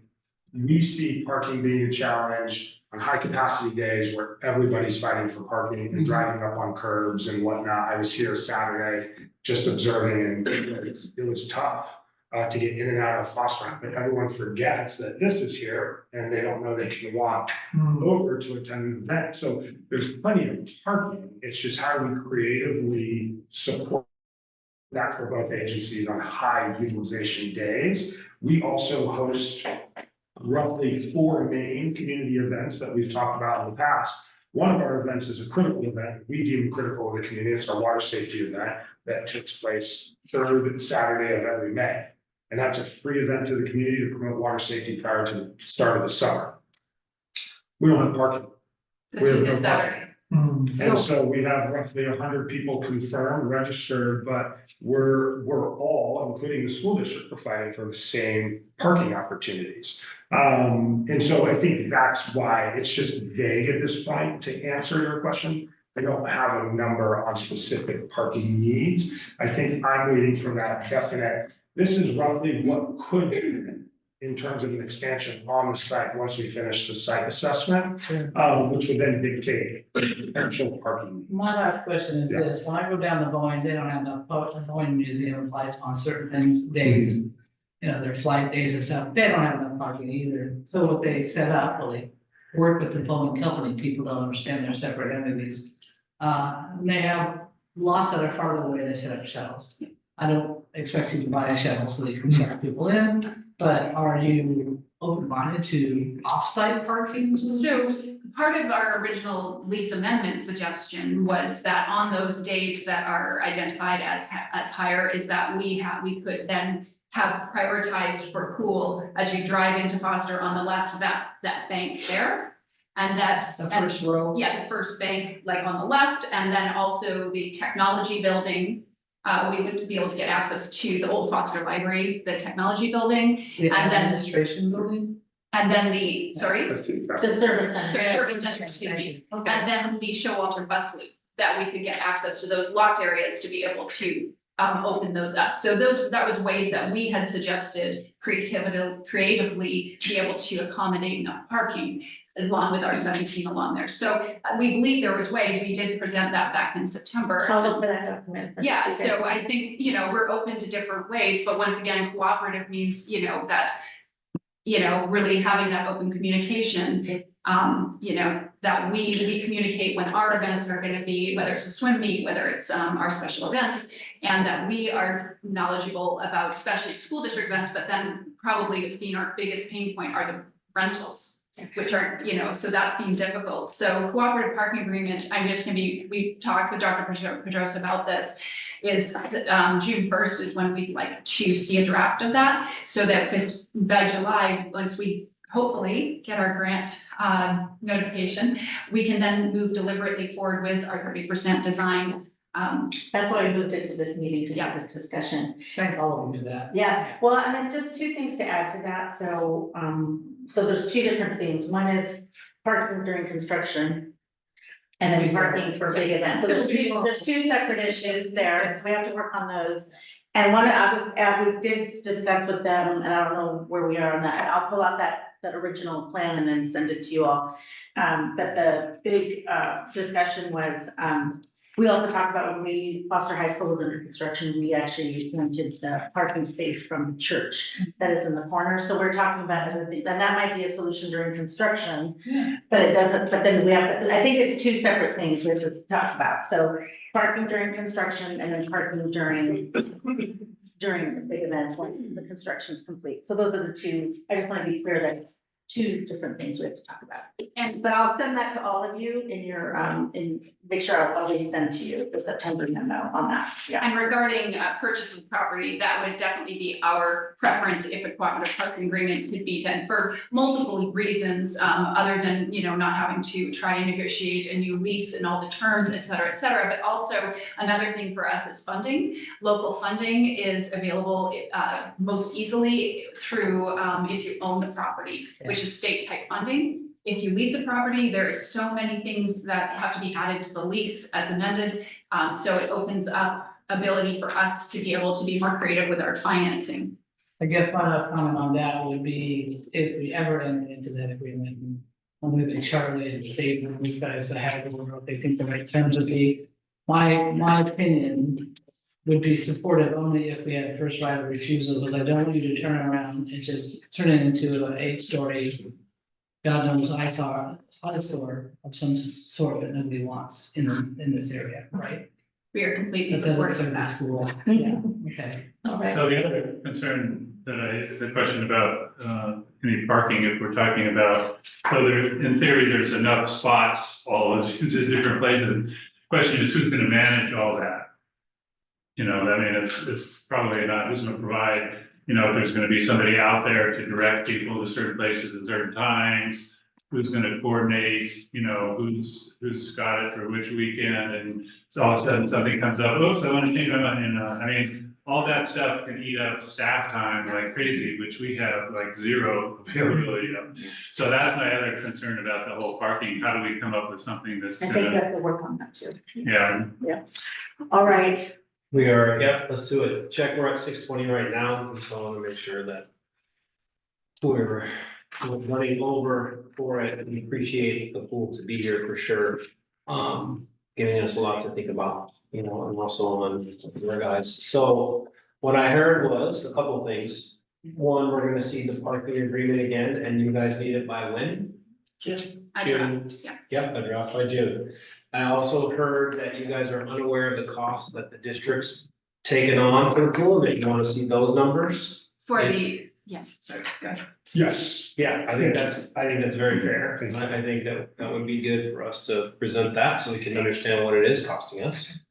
And then that'll help us also kind of work on that agreement of what the value is, right? Yep. And also. So the one other point that was in the recommendations that we got, was to have, somebody, evaluate what a rental for that property would be. The value. And the rent, the lease of it, which then we would use in offsetting in this developing of this kind of offsetting value situation. Is that gonna turn into a study that takes months or? I think we could have a parking agreement done. I think the most pressing thing, because like I said, the lease is 5 years, right? So I think the parking agreement is what we need to work on and focus on now. But I think we can do that and then have a little bit more time. I think we can do something over the summer. Yeah. For that, I don't know how much I'm just being honest, I don't know how much that would cost. But I want to focus on the parking part first, and then we can talk about then the next step of, do we want to buy, do we want to sell, do we want to rent, what all those things are. And to play off of that with the parking agreement, I think, just to play into what Director Larson was saying, is then we could also put it in good practice. Yeah. So if we came up with an agreement, we could practice what that looks like, what it costs for staff wise. Yeah. You know, who's gonna open it up, who's gonna see it, and then we can actually watch it, you know, as it was going. Yeah. So we can also figure out what that looks like once that agreement's kind of going, because it is gonna be staff, whether it's your guys' staff there. Or, you know, for moving it, or if we have to have our athletic director to open up gates, or, you know, I don't know what that looks like, but that's all gonna cost, right? Something, so. So is Carly still on? Is she? I think Carly just went off, yeah. Oh, there we go. I think we're okay. I think I don't see them on right now. Okay. Oh, no, they're on. Yeah, Carly, do you have anything to add? No, not this time. Okay, great. And so the final, is part of this parking agreement, okay, so we're kind of constraining it to our existing position as opposed to going to talk to the archdiocese or something about that parking I location, think not for a long-term solution is what I but heard. maybe for this For the construction. short term, for construction might be an Okay. opportunity to do that, but that might not be the long term to rent from somebody else. Well, I mean, I think we've understand that the Archdiocese's long-term view is they're gonna abandon that church. That's the rumor, but I don't know how true it is. And so, and whether or not I mean, they have a huge property up there, and I think they're not really using even all the old school area, so it seemed like carving out a little bit of it. We have been in conversations over the last 9 months since about that, and they are uncertain what their plans are, so Okay. they're not at this Sure. point, they're in no position to do anything. 2 to 3 years before they make a major decision. Yeah, okay, And so, so which is an appropriate response for their. yeah, okay. Okay, thank you. Thank you so much for being here. Thank you guys for having us and listening. Thank you. Yeah. Is there gonna be any public comment? It's next. Yes, so thank you for coming on here, we appreciate it, and we want to move on to our public comment. Time of it, we are running a little late, and as long as you signed in, I hope, for public comment. I signed in, maybe not the right one. Well, we are gonna make sure it happens. Is there anybody online? That we know of that's here also? Online, but nobody said they wanted to be on. Okay, super, thank you. All right, please, Yep. come join us, yes.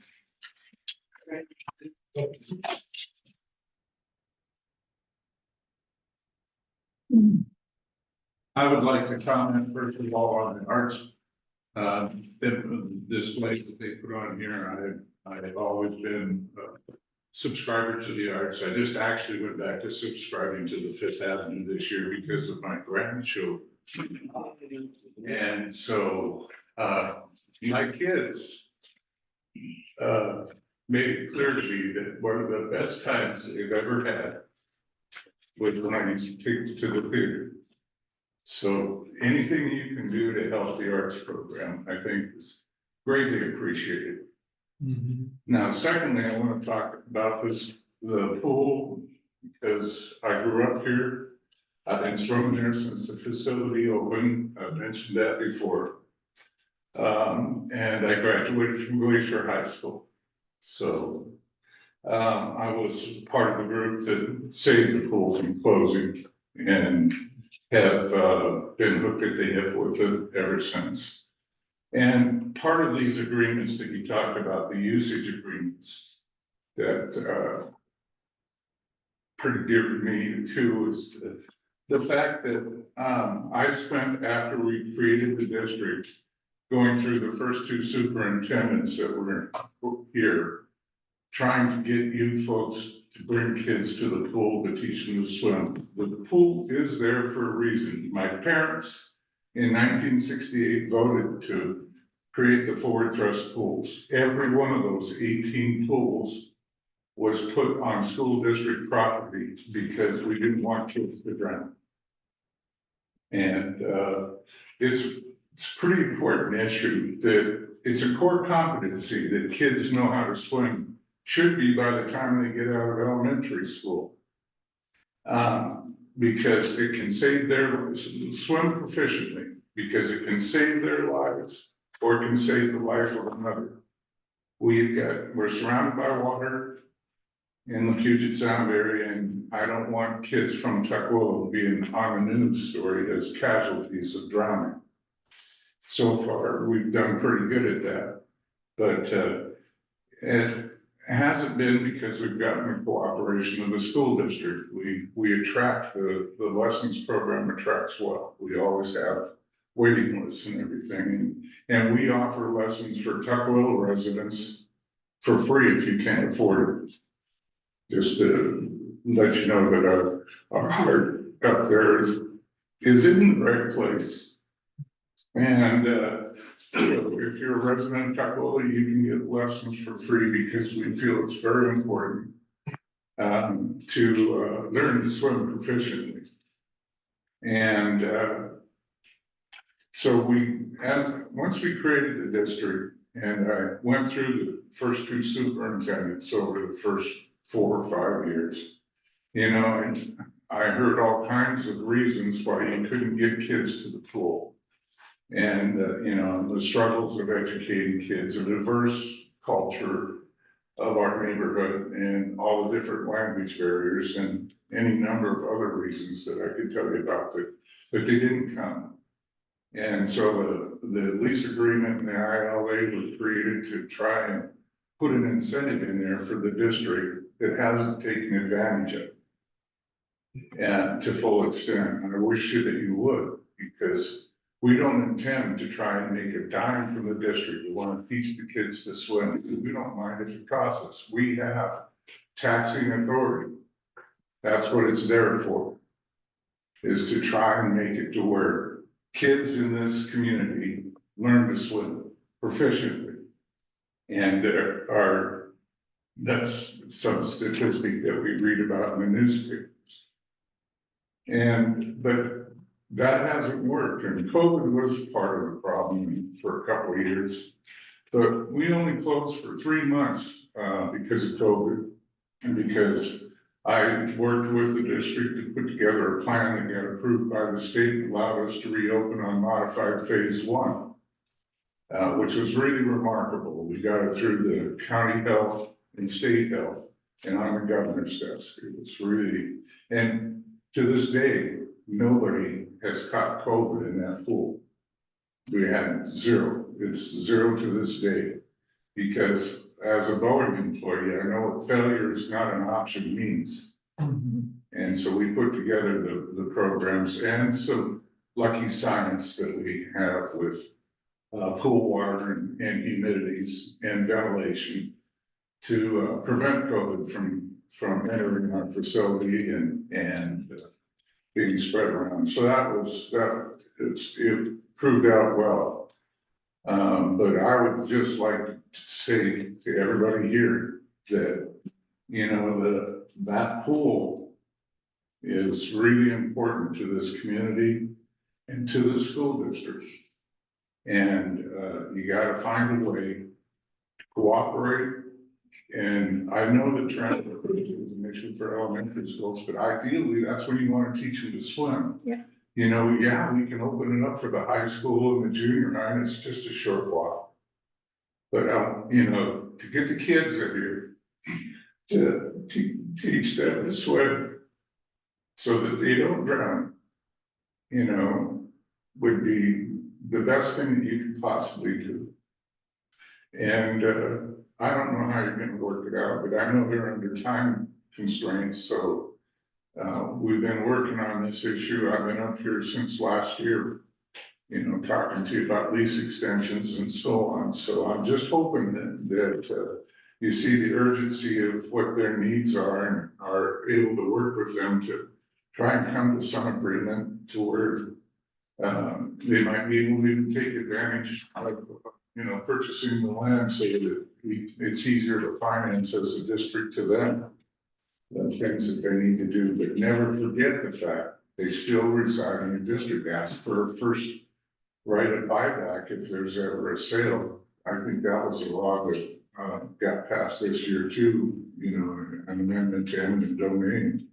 Because I just read in the newspaper where that one got signed in. And had to do with a gentleman who met with the Renton School District many years ago. But so, you know, first rights to buy back land, it would help the district out, the pool district out to probably be able to own that land. And but we're all in this together, and you know, it's not, even if they own the land, its location's not gonna change. It's right here where it's supposed to be, in and around the schools. Thank you. Thank you. David, could you just state your name and address for the record, please? Yeah, David Pookie, 3748 South 152nd Street, Tukwila. Thank you. Thank you. Thank you, Mr. Pickles. All right. Okay, is there anyone else for public comment, both online or in person? Just the one amount. Okay, if not, I move to adjourn this meeting. Do I have a second? Second. All in favor? Aye. Aye. Great, thank you. Bye, everyone. Thank you. Yeah.